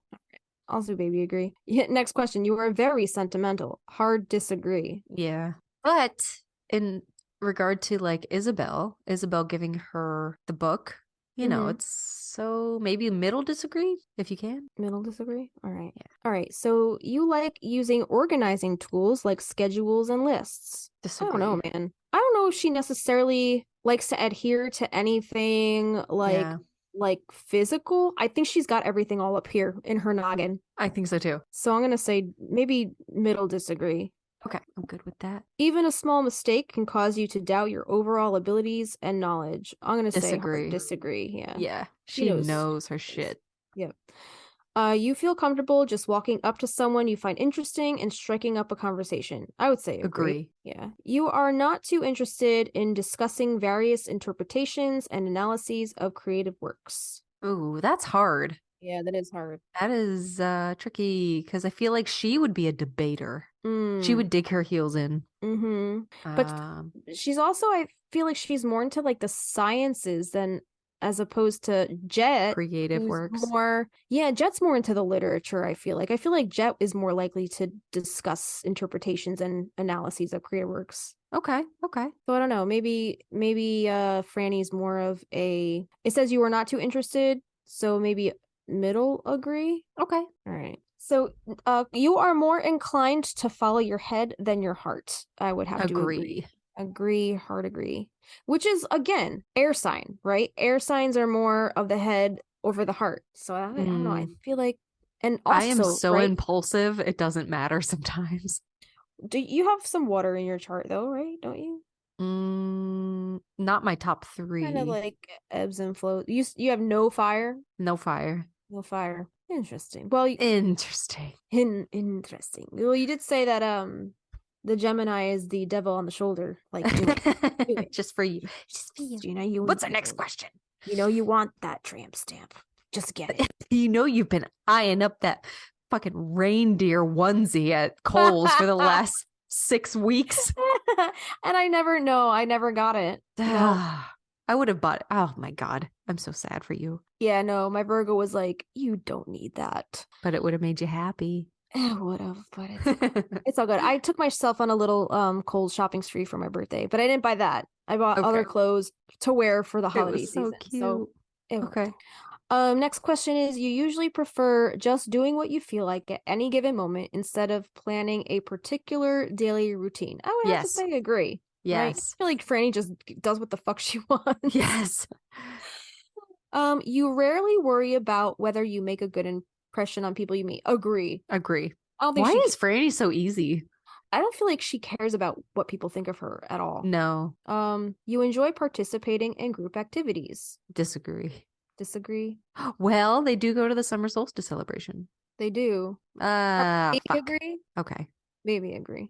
Okay. You like books and movies that make you come up with your own interpretation of the ending. I'm gonna say disagree. Yeah, disagree. I think she's had so much like surprises in her life where she's like, I don't like surprises. I feel like she's Tell like, me what's coming. well, that doesn't make any sense. Why did they end it that way? That's so ridiculous.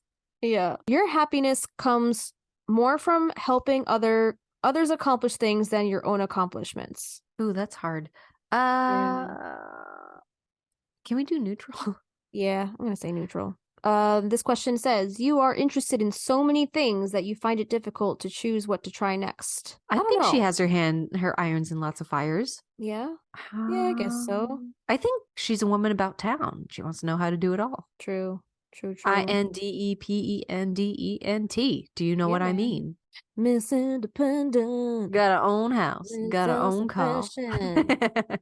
Yeah, all right. I guess is baby agree? Does that sound good to you? Or do you think it's like more Baby agree is good with me. All right. Next question. You are prone to worrying that things will take a turn for the worse. Absolutely agree.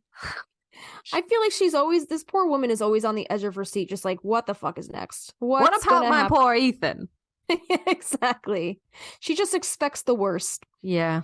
You avoid leadership roles in group settings. I'm gonna say disagree. I think she's all about the leadership role. She is number one in that exorcism. Yep. She's the Aries. She's taking that shit Dite peridonte mantico. It says you are definitely not an artistic type of person. She is though, because she's like spinning and at the loom. And was that her or was that candles. Jet? She's behind Jet doing something or other back there. Okay. I think she's a bit artistic. Is that artistic or is that creative though? Oh, stop it. There is a difference. You can be artistic or you could be creative but not necessarily be artistic. Okay. You could be crafty, but that's not always considered artistic, right? Okay. Artistic is more like you can draw, you could paint. You're right. Crafty, yes.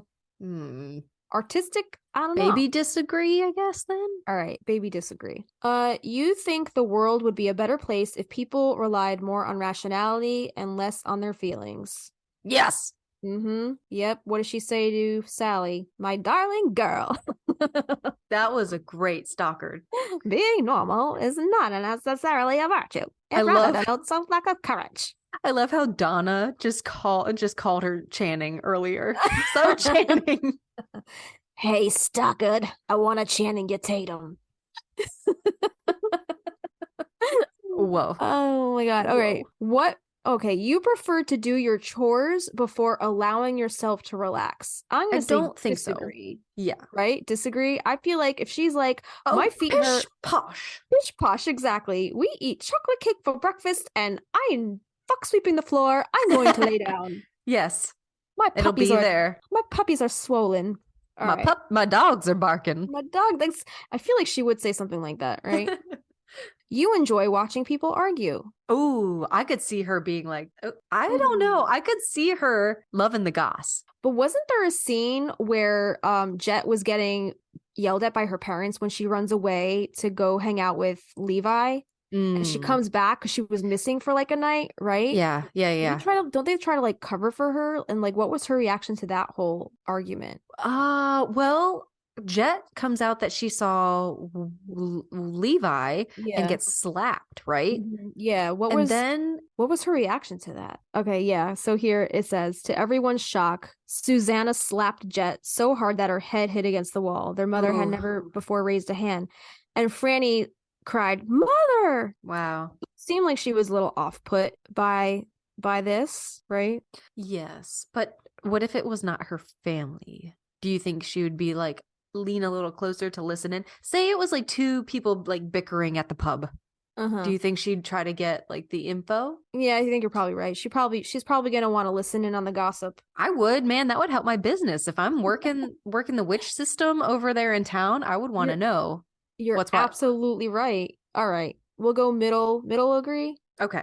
Yeah, I don't think she necessarily enjoys watching people argue, but if it's helpful for the business, why the fuck not, right? Why the fuck not? Okay. All right. So this next one's funny. You tend to avoid drawing attention to yourself. Hard disagree. Right. They can't even walk through town without people like covering their kids' eyes, and the horse getting all out of the horse. Samson, calm down, Sam. What do they say to the horse? Samson, just knock it off. Yeah. Do you think that's Stockard's like accent, or do you think she tried to put on a more old-timey accent? Because that was perfect. I fucking hope that's how she really talks in real life. Samson, just knock it off. All right, next question. Your mood can change very quickly. I'm gonna say disagree. I feel like Franny's just like this. You do? I feel like her mood could on. change like that. I feel like she could Think get so? so fired. Well, like when the midnight margaritas happened, always on my mind, and then she's like, "Tell me this instant, what is happening?" I don't know. Yeah, you're right. I don't know. I guess I was just picturing her so stoic that like I feel like she's just like that all the time. What's going on inside this house? Or is that All Jet? right. I don't know. They both were kind of like quick to switch the dynamic over to what the fuck is going on. Like they went from drunk to sober in like 10 seconds. I've never seen anybody get sober that fast. All right, so your mood can change very quickly. I'll do baby agree. Okay, yeah. Baby agree. All right. You lose patience with people who are not as efficient as you. I think I'd have to agree with that. Dude, I have that trait and it's a detriment. I'm trying to work on it, but I'm like, there's a better way to do it. You're not a know-it-all, Bobbage. Stop it. Get that from my dad. Bad bitch. Bad bitch. You often end up doing things at the last possible moment. I would put neutral. I feel like she could ebb and flow either way. Plan, or just like, oh yeah, we have that solstice to meet up. Let me put some clothes in a luggage and get to town. Right. Do you think she's paying the bills, the electricity bills? Do you think she's paying those at the last minute, or do you think she has those on auto pay? I think they're on auto pay. Okay. Because as we know, the house is paid for. They're just paying for the bills, right? That's why they do the backyard magic or the back door magic. And they have the like handymen come and like take care of the gutters, make sure the garden's good to go. I feel like they are on a payment plan. Okay. All right. Yeah, maybe other things last possible. Like we know they probably don't celebrate. Do they celebrate Christmas or do they just celebrate Yule? Do they celebrate the secular holidays? Are they buying Christmas gifts on time? Or are they waiting till the night before Christmas? Oh, I think they're making their gifts way ahead of time. But okay, you think it's way ahead of time? Yeah. All right. Why is this question so hard? I know. There's so many layers. Like an onion. All right, so neutral because we just don't fucking know. When we don't fucking have any idea, it's neutral. Okay. All right. Okay. So you have always been fascinated by the question of what, if anything, happens after death. I think from her scientific standpoint, she would be interested in it because she can't prove anything. And that would be her like driving force to keep searching. Right. What do you think? I think it says you have always been fascinated, but I don't know if she's always been fascinated. Okay. I think maybe she had to have a little more life experience under her belt before she became fascinated. Like, remember that scene where she thinks she sees Isabel in the hallway and then she realized Isabel had already passed on? Yeah. So at that point, she had, that ghostly connection with her aunt, somebody who she was very close with. So I'm thinking stuff like occurrences like that have happened maybe have proved to her that, you know, maybe Not some everything kind can of be explained. right, and maybe some kind of life does happen beyond this physical plane of existence. So You and I just have to do a bonus episode about like life ghosts, beyond. Yeah. clear people. People. All right, should we pick agree for this one? I think she's fascinated by things that happen after death, even though she's, and also because she's like experienced so much loss in this lifetime. Okay, do I it. think she would want to believe that she'd be able to see all these people again, people that she's loved and lost, unfortunately. And yeah, I'm man, down. that Isabel experience always sticks out at me. It gave me chills when I read that. I like Right? how she threw that in there. It was Mhm. unexpected. Yeah, for sure. You usually prefer to be around others rather than on your own. I think she wants to be on her own. Yeah, I think I agree with that. You become bored or lose interest when the discussion gets highly theoretical. You think she's I don't know. Well, she does like science, right? She does like science, but I think she's got better places to be. Kind of like Sally. She's just like, okay, like I'm kind of over it. I would do baby disagree. Okay. Yeah, I think it would have to be a topic that highly intrigues her for her Yes. to be, you know, intrigued about it. Yes. But yeah, if it's something that doesn't really interest her, I could see her writing it off as like, whatever, this is stupid. Next question. You find it easy to empathize with a person whose experiences are very different from yours. I think don't she'd know. have a harder time. Yeah, I would agree. So maybe middle disagree? Okay. Middle disagree, right? I would think she has to be somewhat empathetic to be in her line of work that she's in, because like look at all the people that are coming to them for help. But then again, also it is just a paycheck. So like we've already talked about their moral compass. Like, do they really Right. care about these people, or are they trying to just pay their bills? Like, you know? Yeah, so lesser on the side of empathy, we'll say. Okay. So next question. You usually postpone finalizing decisions for as long as possible. I'm going to say agree. You think so? Part of me feels like if something better comes along, she's all about it. So you think that she postpones finalizing decisions in case something better comes along? Yes. All right. I'll go middle agree. Okay. You rarely second guess the choices that you've made. I'm going to go hard agree. Yeah. I feel like I think she knows what she wants. She's an it is what it is kind of lassie. Yeah. After a long and exhausting week, a lively social event is just what you need. Disagree. I think she wants time with her sister with a small glass of port. I think that sounds amazing. I know. So middle disagree? Why don't we live closer? I know. One day we will. Put it out to the universe. Okay. So is that a middle disagree or hard disagree? I would do middle. I would do middle. I think if she had a witchy function solstice equinox to get to at the end of the week, which in the movie, girls are not working that hard. Like their clients come to them. They don't have a commute or nothing. Right. So if they have a social gathering to get within their community, I think she's going. That's witch goals right there. Witch goals. 60%. Next question. You enjoy going to art museums? I think she does. Yeah. I think she does. Should we go middle agree? Hard agree? I would do middle. I feel like Jetty would have dragged her so much that she just started to like it. All right. You often have a hard time understanding other people's feelings. I would say agree. Yeah. You like to have a to-do list for each day. Disagree. Yeah. I don't think. Coraline, stop. Hey, what are you doing? Get out. If Franny was a cat, I think she'd be Coraline. Oh, beautiful baby. Like hard exterior, kind of bitchy, but then like, you know, when she comes down to it, she's like really just a smush. Come here. She's a smush. My light went on. Come on, Smush, get up here. Oh, I just realized I have two cats with me. You see Punky there. He's just behaving. Creeps up out of nowhere. You avoid making phone calls. Agree. Yeah. You often spend a lot of time trying to understand views that are very different from your own. Disagree. I don't think she's spending that time.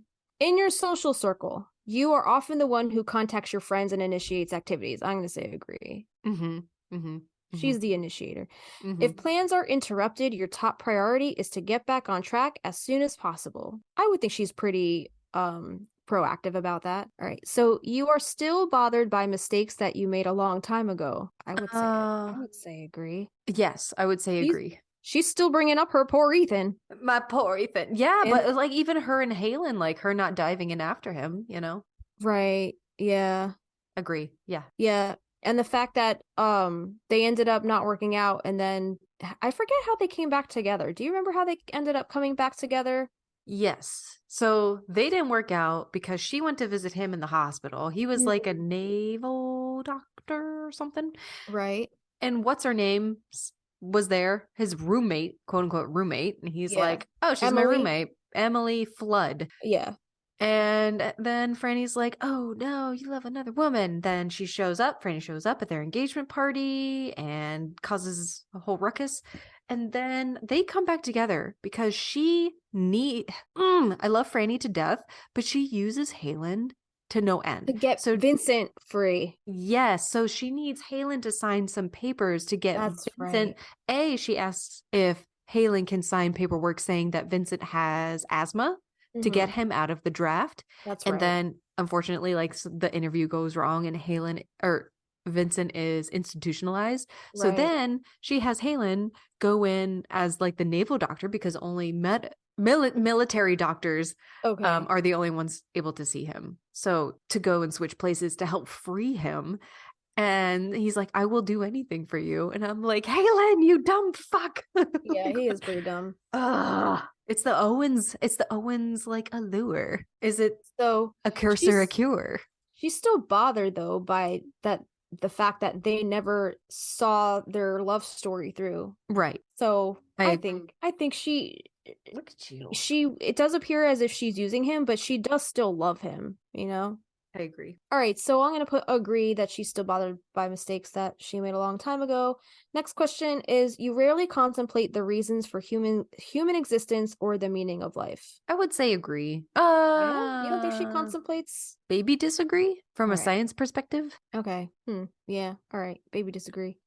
That one's a loaded question. For Franny, yeah. Yeah. All right. So your emotions control you more than you control them. No. No. She is Right. the water card sign. Water element? The card we pulled before? Yes. Yeah. We pulled water, but she's an In need of. Aries according to the book, the date, but she's Mhm. on the Pisces cusp. So she might have a little water in her chart, but I'm definitely feeling like she airs more on the side of, I feel like she's more head than heart. So that's why, again, I think she's an air sign. Okay. Oh, before when you were like, you don't have any water, I do. I have a Cancer Mars. So That's I right. don't like geez. confrontation. Oh, jeez. Tell me about it. You just like turn into a puddle. Somebody like cry. I cry. Oh man. Next question. Next question. You take great care not to make people look bad, even when it is completely their fault. I don't think she cares. Yeah, I don't either. So disagree? Yeah. Your personal work style is closer to spontaneous bursts of energy than organized, consistent efforts. Oh, agree. And I think she's very spontaneous. Well, if we're going with her fire Aries, then yes. When someone thinks highly of you, you wonder how long it will take them to feel disappointed in you. Oh, I think agree. What? I don't agree. I think she doesn't give a shit. Well, tell me. Think about the scene where she doesn't want to go in after Halen. She doesn't want him to see the real her because she doesn't want to disappoint him. Okay. I guess. How are you coming at this question? Read me the question again? It says, when someone thinks highly of you, you wonder how long it will take them to feel disappointed in you. Oh, okay. Well, you don't think Franny's afraid of disappointing the people that she cares about? Okay. I'm leaning toward agree now, thinking of like her relationship with Isabel and her relationship with her parents and her having to be the caretakers of her siblings. Okay. I'm in agreement. Yes. All right. We'll do middle agree. You want to do middle? Sure. All right. You would love a job that requires you to work alone most of the time.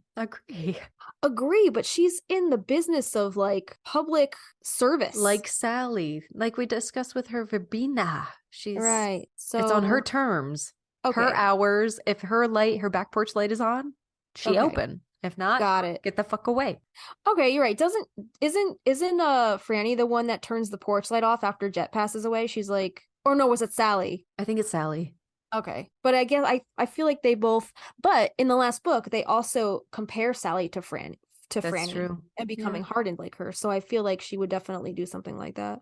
Yeah. You believe that pondering abstract philosophical questions is a waste of time. I could see her being philosophical with Jet, maybe.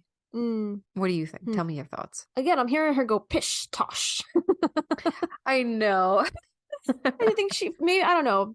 Part of me feels like she's in her head a lot and maybe thinking a lot, but maybe philosophically, I don't know, she might think that's all bullshit. Hogwash, it might be her word. Hogwash. I don't know, maybe baby agree. Okay. I'm Maybe she baby agrees that it's a baby waste of time. She baby agrees. She baby agrees that yeah. You feel more drawn to places with busy, bustling atmospheres than quiet, intimate places. Ooh. Mm. I would disagree. Saying. Oh no, I was gonna say that New York in and of itself is a busy, bustling atmosphere. That's true. And the fact that they're from New York and that the fact that they choose to like start their business there, they must not mind the busy bustle too much. I would maybe do like baby agree. Baby agree. All right, I'll do baby agree. You know at first glance how someone is feeling. Agree. You think so? You don't think she can read people? Like, get the bird, get the book. I think she can read somebody, but do you think it's like she's hardened to empathy? So maybe even though she can read somebody, she might not necessarily know how to react to it or might not feed into it. Appropriately. She might not nurture, she might not cater to somebody's need for sensitive. Exactly, for empathy. I know where you're going. Yes, yeah. I agree with you. So so I think she might know, even though she might know how somebody is feeling, which we can put agree. I'll put agree. But her reaction to how somebody is feeling might be different, might say otherwise. Okay. You often feel overwhelmed. Disagree. You don't think she feels overwhelmed? It seems we have not arrived in the nick of time. She's so like nonchalant about like showing up to her great niece knocked the fuck out. That's true, but in the books, like she's like the caretaker. She's in charge of everything. You don't think she feels overwhelmed by all that? Like she's paying the bills when her parents pass away. Like the house is falling apart. She never shows it though. Jet's like, fucking making friends with the rats in the closet. Like the fuck. If she is, there's no like verbalization about it. She keeps it all really stuffed down all right. deep. So should we go by how we perceive her or how we think she actually feels? Oh, that's hard. Do you think she feels overwhelmed? I think she would feel overwhelmed. Yeah. I think she exactly, like I don't think she leads off to people that she feels that way, but I think that for sure, like taking on that burden of the entire family, yes, has got to be overwhelming for a young girl at that age. You complete things methodically without skipping over any steps. I would agree. Yeah. If you're gonna do something, do it right. You might as well do it the right way. Yeah. Right. You are very intrigued by things labeled as controversial. Agree. I would agree. I would agree too. You would pass along a good opportunity if you thought someone else needed it more. I don't know. I would agree. I think she has everything kind of she needs and can get whatever she needs. So she's like, they need it more than I do kind of person. Like your typical grandma. You know how grandmas just give stuff away? Yes. You struggle with that. That's how I ended up with an 11-pound ham for Christmas. That's right. My mother. That's right. You struggle with deadlines. Disagree.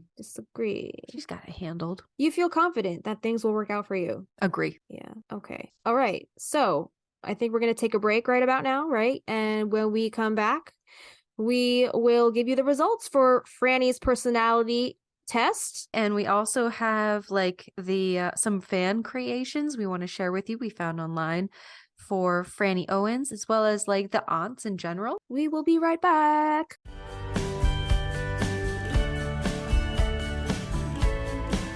Hey, we're the Stinas, and you're listening to Magnolia Street Podcast.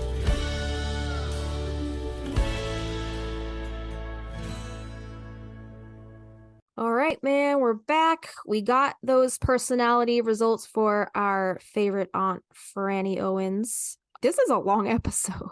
I know. So much good stuff, though. I'm excited. What is she? All right. Are you ready for this? Okay, You yes. ready Wait. for Let this? me scroll back up. So the personality database listed her as an ESTP, and that is extroverted, observant, thinking, and prospecting. Okay. So All what do right. we have? We have the debater, which is an ENTP-A, which is debaters are curious and flexible thinkers who cannot resist an intellectual challenge. Mm-hmm. She's 54% extroverted and 46% introverted. It says extroverted individuals readily enjoy group activities and value social interaction. They tend to be outwardly enthusiastic and express their excitement, which we see in like the end scene of the movie, right? When all the girls get together and she's kind of like stirring up that big pot and she's talking about clearing up their pores and she's just good. I see this. I think she's having a good time in that setting. Yes. But it's not, again, it's something that she enjoys. Her favorite pastimes that she's able to share with other people. I think that's what really gets her excited. Okay. Her energy is intuitive. She's 51% intuitive, 49% observant. Intuitive individuals are very imaginative, open-minded, and curious, and they value originality and focus on hidden meanings and distant possibilities. Her nature is thinking. She's 78% thinking, 22% feeling. Thinking individuals focus on objectivity and rationality, often dismissing emotions in favor of logic. Okay. They tend to see effectiveness as more important than social harmony. I could see that. Okay, so I have a question really quick. So they had Franny listed ESTP and ours is ENTP. So is that sensing versus nature?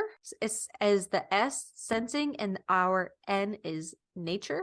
I think hear me out. So theirs is extroverted, observant, and thinking. And I think ours comes through as extroverted nature, thinking, prospecting. Does that sound right? If I'm going by the things that they have here, the gauges of the percentages, yes, the higher percentage is extroverted, yes, intuitive, thinking, and prospecting. And assertive, yeah, that's the last one. And assertive. Okay. The A is for assertive. All right. Tactics is the next one, and it says that she's 56% prospecting and 44% judging. So she's more on the right side of the scale on that one. Okay. So prospecting, she scored pretty high on that. Prospecting individuals are very good at improvising and adapting to opportunities. They tend to be flexible nonconformists who value novelty above stability. Okay. So far, I'm leaning towards our test for her, the ENTP, rather than what was listed. Right. Okay. Her identity is 63% assertive and 37% turbulent. Assertive individuals are self-assured, even-tempered, and resistant to stress. They refuse to worry too much and tend to be self-confident when striving to achieve goals. So there's a little bit about the debater, which is Franny's personality type, ENTP-A. It also says there's a difference between ENTP-A versus ENTP-T. Remember, assertive versus turbulent. Turbulent, yes. Right. Yes. So it's saying that the debater personality type, ENTP-A, they're quick-witted and audacious. Debaters aren't afraid to disagree with the status quo. In fact, they're not afraid to disagree with pretty much anything or anyone. Few things light up people with this personality type more than a bit of verbal sparring, and if the conversation veers into controversial terrain, so much the better. I could see that. Yeah. It would be a mistake, though, to think of debaters as disagreeable or mean-spirited. Instead, people with this personality type are knowledgeable and curious with a playful sense of humor, and they can be incredibly entertaining. Oh my God, I could see Franny just exactly like being the life of the party. Yeah. They simply have an offbeat, contrarian idea of fun, one that involves a healthy dose of spirited debate. The debaters are the ultimate devil's advocates, thriving on the process of shredding arguments and beliefs and letting the ribbons drift in the wind for all to see. I love that. Breaking the rules. Follow the path of the unsafe, independent thinker. Expose your ideas to the dangers of controversy. That's a quote by Thomas J. Watson. And it says debaters are known for their rebellious streak. Oh, that's so Franny. For this personality type, which is what Susanna said in the beginning of the book, right? Exactly. For this personality type, no belief is too sacred to be questioned, no idea is too fundamental to be scrutinized, and no rule is too important to be broken. We ate chocolate cake for breakfast. That's right. Or at least thoroughly tested. Sometimes debaters even rebel against their own beliefs by arguing the opposing viewpoint, just to see how the world looks at it from the other side. Yeah. As debaters see it, most people are too ready to do as they're told and blindly conform to social norms, pressures, and standards. Debaters enjoy the mental exercise of questioning the prevailing mode of thought, and they take a certain pleasure in uncovering the value of underdogs and outliers. I see that. 100%. Their active Outliers? minds, outliers? Is that the word? Outliers. Their active minds can't help but rethink the things that everyone else takes for granted and push them in clever new directions. For many debaters, one of life's great challenges is to translate their wide-ranging intellectual energy into real-world achievements and contributions. While debater personalities love to brainstorm and think big, they tend to avoid getting caught in doing the grunt work of implementing their ideas. To some extent, this makes sense. Debaters have far too many thoughts and suggestions to keep track of them all, let alone turn them all into reality. But unless debaters develop the willingness to identify and actually follow through on their priorities, they may struggle to harness their full potential. The cost of contrarianism. Debaters' capacity for debate is legendary, but that doesn't mean that it's always helpful. When they openly question their boss in a meeting or pick apart everything their significant other says, debaters may think that they're being champions of rationality and logic, but they may also be doing their chances of success and happiness more harm than good. Not every occasion calls for this personality type's default contrarianism, and most people can only stand to have their beliefs questioned and feelings brushed aside for so long. Mm-hmm. As a result, debaters may find their quarrelsome fun burns many bridges, often inadvertently. Debaters are respected for their vision, confidence, knowledge, and keen sense of humor, but unless they cultivate a bit of sensitivity, they may struggle to maintain deeper relationships or even to achieve their professional goals. And we saw that with Halen, right? We saw she struggled to I guess see that relationship come to fruition the way that it maybe should have, and not even just as a because the curse was looming over them, but just because that's how her personality kind of was. She kind of just like kept him at bay, as we talked about before. So it goes into we'll give you guys the whole rundown. We can post this whole report in our show notes. I think we're going to post this on our Patreon, right? Isn't that what we did in the last It is. episode? Yep. We'll post that there. All right. So we'll post the rest of this there because it's a long, drawn out article. But some other debaters you may know are Weird Al, Adam Savage, Sarah Silverman, Mark Twain, Tom Hanks, Thomas Edison, and guess who?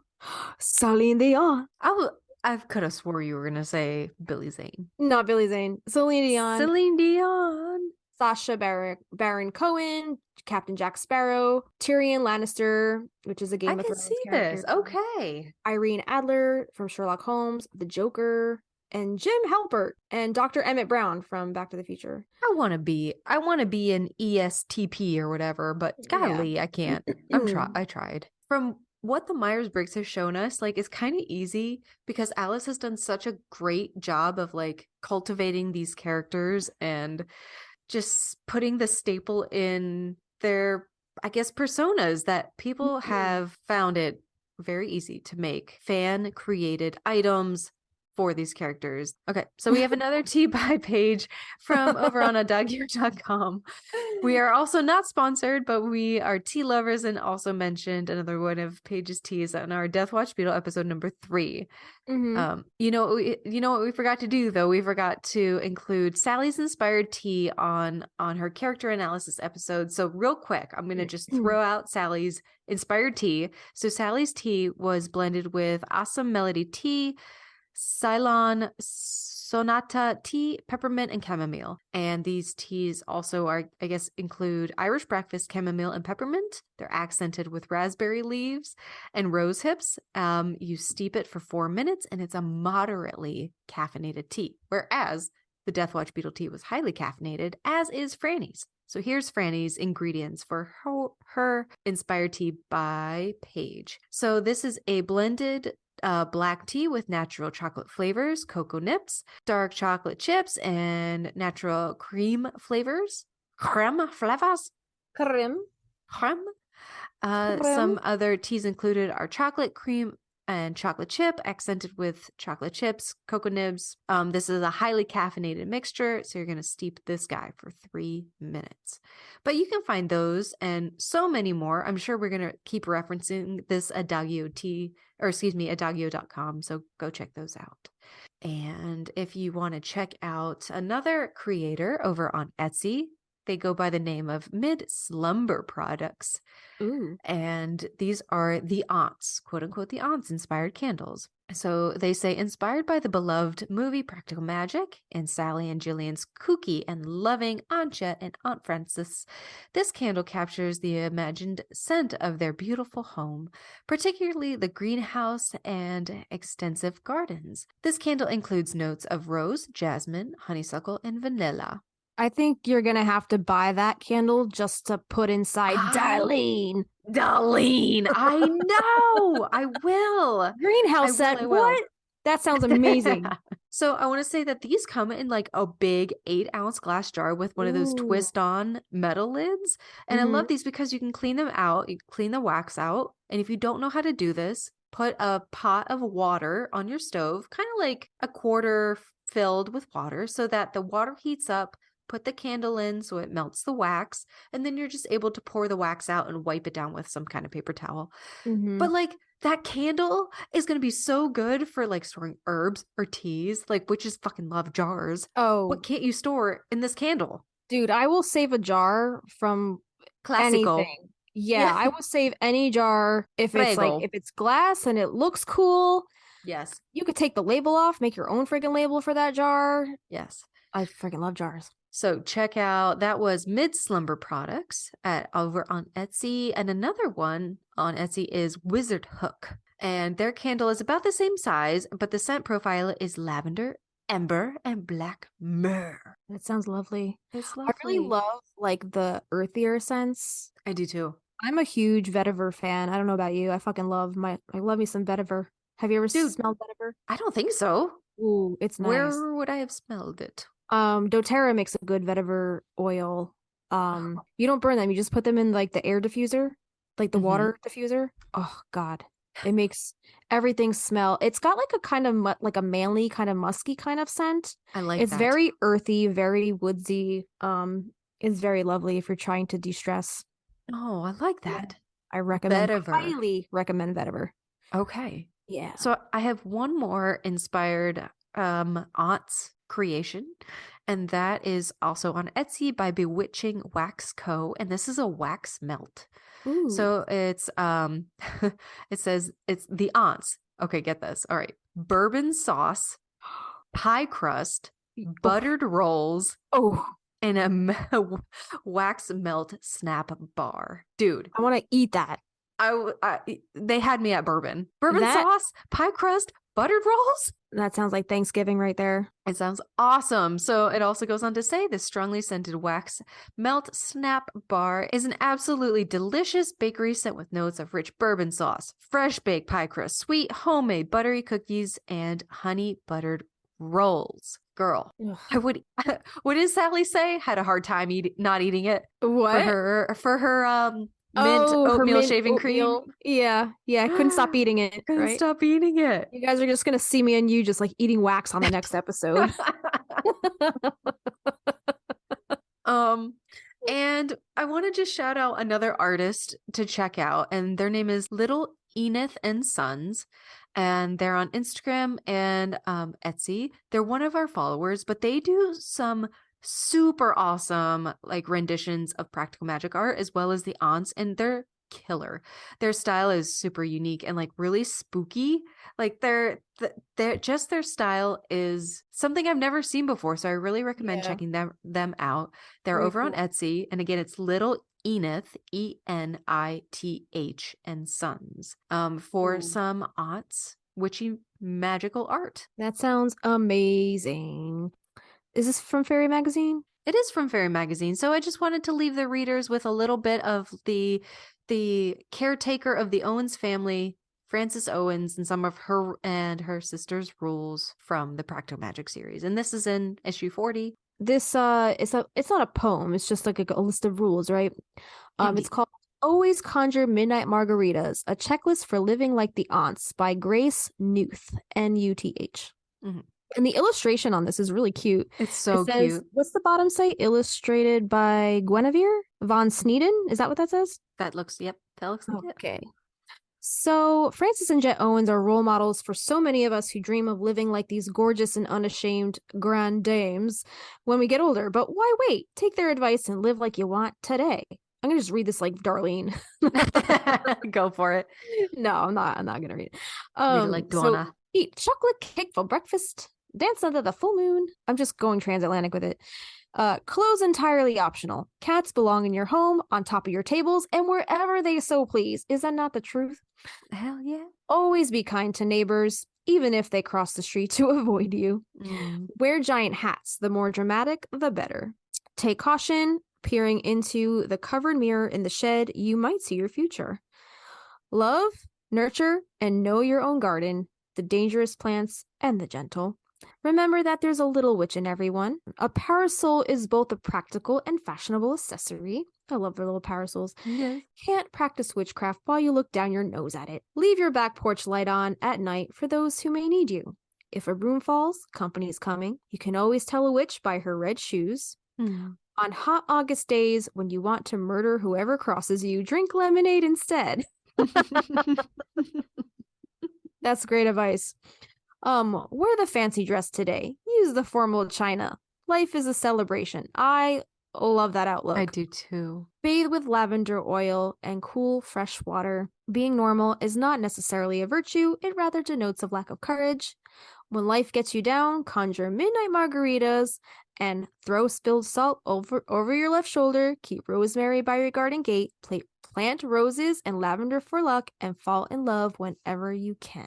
Oh, my heart. I love these illustrations. I love how there's like lavender hanging and cats everywhere, and they're drinking their midnight margaritas. Did I show you the pillowcase my sister-in-law sent me? No.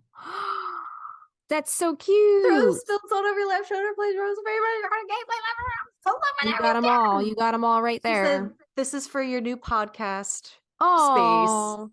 that's For your- cute. I was like, girl, thank you. You know Keep me her so well. keep her around. She's a good one. She's a good one. That's adorable. Awesome. That is it, you guys. Congratulations to you if you made it through this doozy of an episode. We have not even tipped the iceberg, hit the tip of the iceberg. Billy Zane Yeah. with Franny, because she has so much. She does have so much. I Please. can't believe that Billy Zane peeked his way into this episode again. What the fuck, man? I don't know. One But of these guys, days, speaking we're of gonna meet which, him. like, not even touching like the tip of her story, please come over to our Patreon and join our book club. We're starting with Maria's story and going chronologically. So if you so choose, you are able to like come along the story with us, and we'll talk about rules of magic after we get through Maria's story. And if you want to learn more about Franny, that is the time to do it. Yeah. 100%. Yeah, I feel like Rules of Magic is a lot of her arc, right? It is. Yeah, Yeah. she's major. Yeah. That story Yes. again is so sad. I know, but she's a force to be reckoned with. I feel Mhm. like she handles all of that hardship with such grace, and she comes through it all with just this like fierce power. Like she just beasts through all that hardship, and she comes out on top. She is the true protagonist of her own story, and she's like, this is my story, I'm writing it. Like I say what goes. She's Like- a very Maria character, which what's Maria's biological mother's name? No, not Hannah. Rebecca. I want to know her story with Right? this troubadour, not troubadour, like this play person, this Yeah. theater actor. Yeah. Because wow, like what happened after? Because apparently she had another kid. Yeah. Right? Yeah. She had to have. Alice, It's there's a- so much. It's a rabbit hole, you guys, but this is exactly what Christina just said. It's the tip of the iceberg. This is just another little slice, another little morsel for you to get your little paws on this week. And next week we'll be coming at you, Cleopatra, with another episode. Do we know what next week's episode is going to be We yet? do. It is our random generated pick. And should we tell them what it is? It is Sure. It's going to be Saguaro Cactus Magic and Lore. Love it. All right. Awesome. Cool. So if y'all want to get in on the voting and get in on early, like to know what the episodes are almost a month in advance, head over to our Patreon and be a part of what we talk about and how we pick our topics. As little as $1 a month, you can take part in those polls and contribute to the discussion. Let us know what you want to hear us talk about next. For $3 a month, you will get the show notes to this very episode on top of all the other show notes in our database up to this point. There's a lot so far, so go check that out. You get a nice, cool, printable, little aesthetically pleasing PDF if you want to download that. What else we got? We got some afterthoughts, some show notes after hours. We post some little behind the scenes tidbits of the creations of each episode and what, our thoughts were after recording them. I'm losing my voice. Oh no. We've been talking so long. You realize that we've been talking. We started at 4 o'clock and it's 7:30. It's 4 hours of nonstop talking. That's nuts. Anyway, so for $5 a month, you could join us on our Discord, our private Discord, where we're hosting the book club, and also you'll have access to our once a month Facebook lives, which have been really fun. So we have to schedule that. We got to schedule January's Facebook Live. So it just gives the patrons, you guys, another chance to get up close and personal with us and get a little more personal and, get a little more involved in the creative process. I feel like if you're chatting with us directly. We know what we want to talk about, but I have taken so many fucking notes about Victorian architecture, but we know that might not be what you want forefront. Yeah. So we have almost 200 different topics that y'all have a say in what we talk about next. So if Victorian architecture is not your thing, we need to know, because that might be my choice for next month. Get over to Patreon and vote. Yeah. And then our $8 tier is our Heroes tier. That's where we're posting our songs, all the songs you hear on our Song-sode episodes. Those will be posted there in their entirety, so you could stream those on there, access lyrics, behind the scenes content for all the songs, as well as other audio visual content, meditations, bonus episodes, you name it, it's all there. So real that's quick, about it. For our last Song-sode, you did something really cool. You had it available in a few different ways for different patron tiers. Oh, Could you tell us about that? Yeah. So so on our Song-sode, we promised you guys that we will add the songs in their entirety for streaming purposes, and all of the lyrics and any other bonuses that come with those songs. Those will be on the $8 tier. But say you don't want to, you don't want to front that much money that month, but you still want to be involved in the Song-sode episodes and that whole process. Yeah, so the $3 tier you can access. We have a Spotify playlist for each song.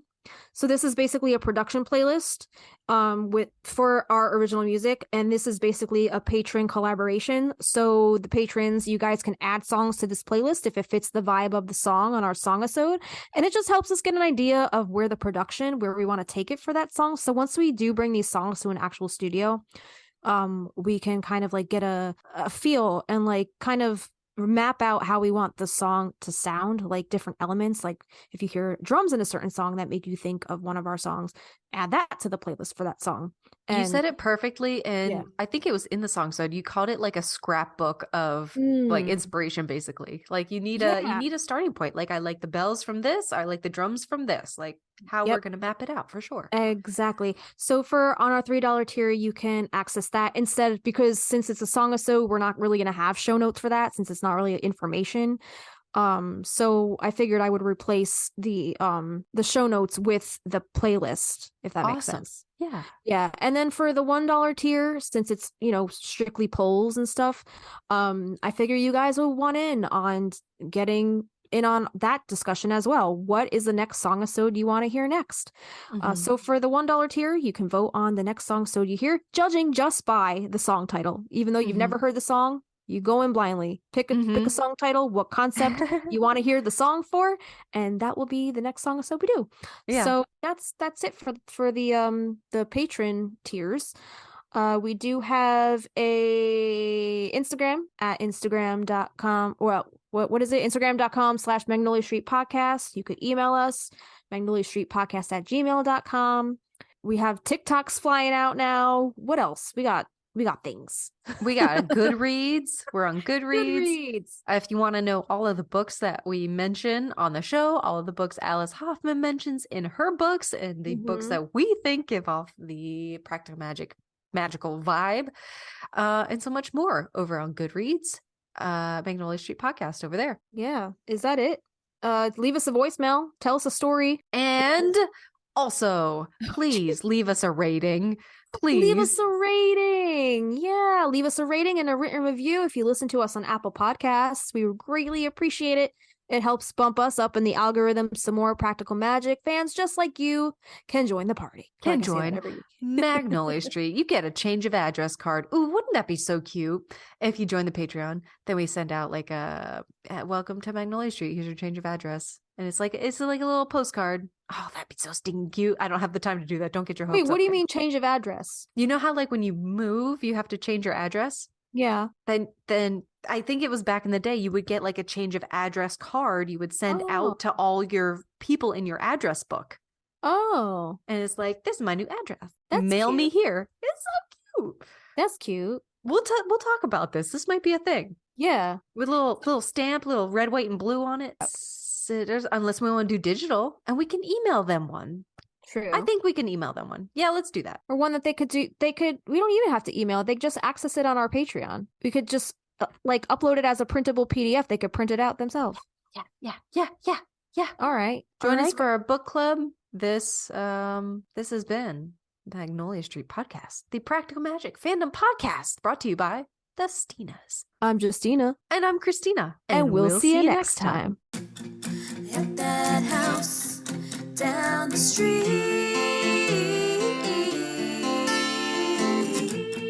at that house on Magnolia Street, would you go down to Magnolia Street with the wisteria girl?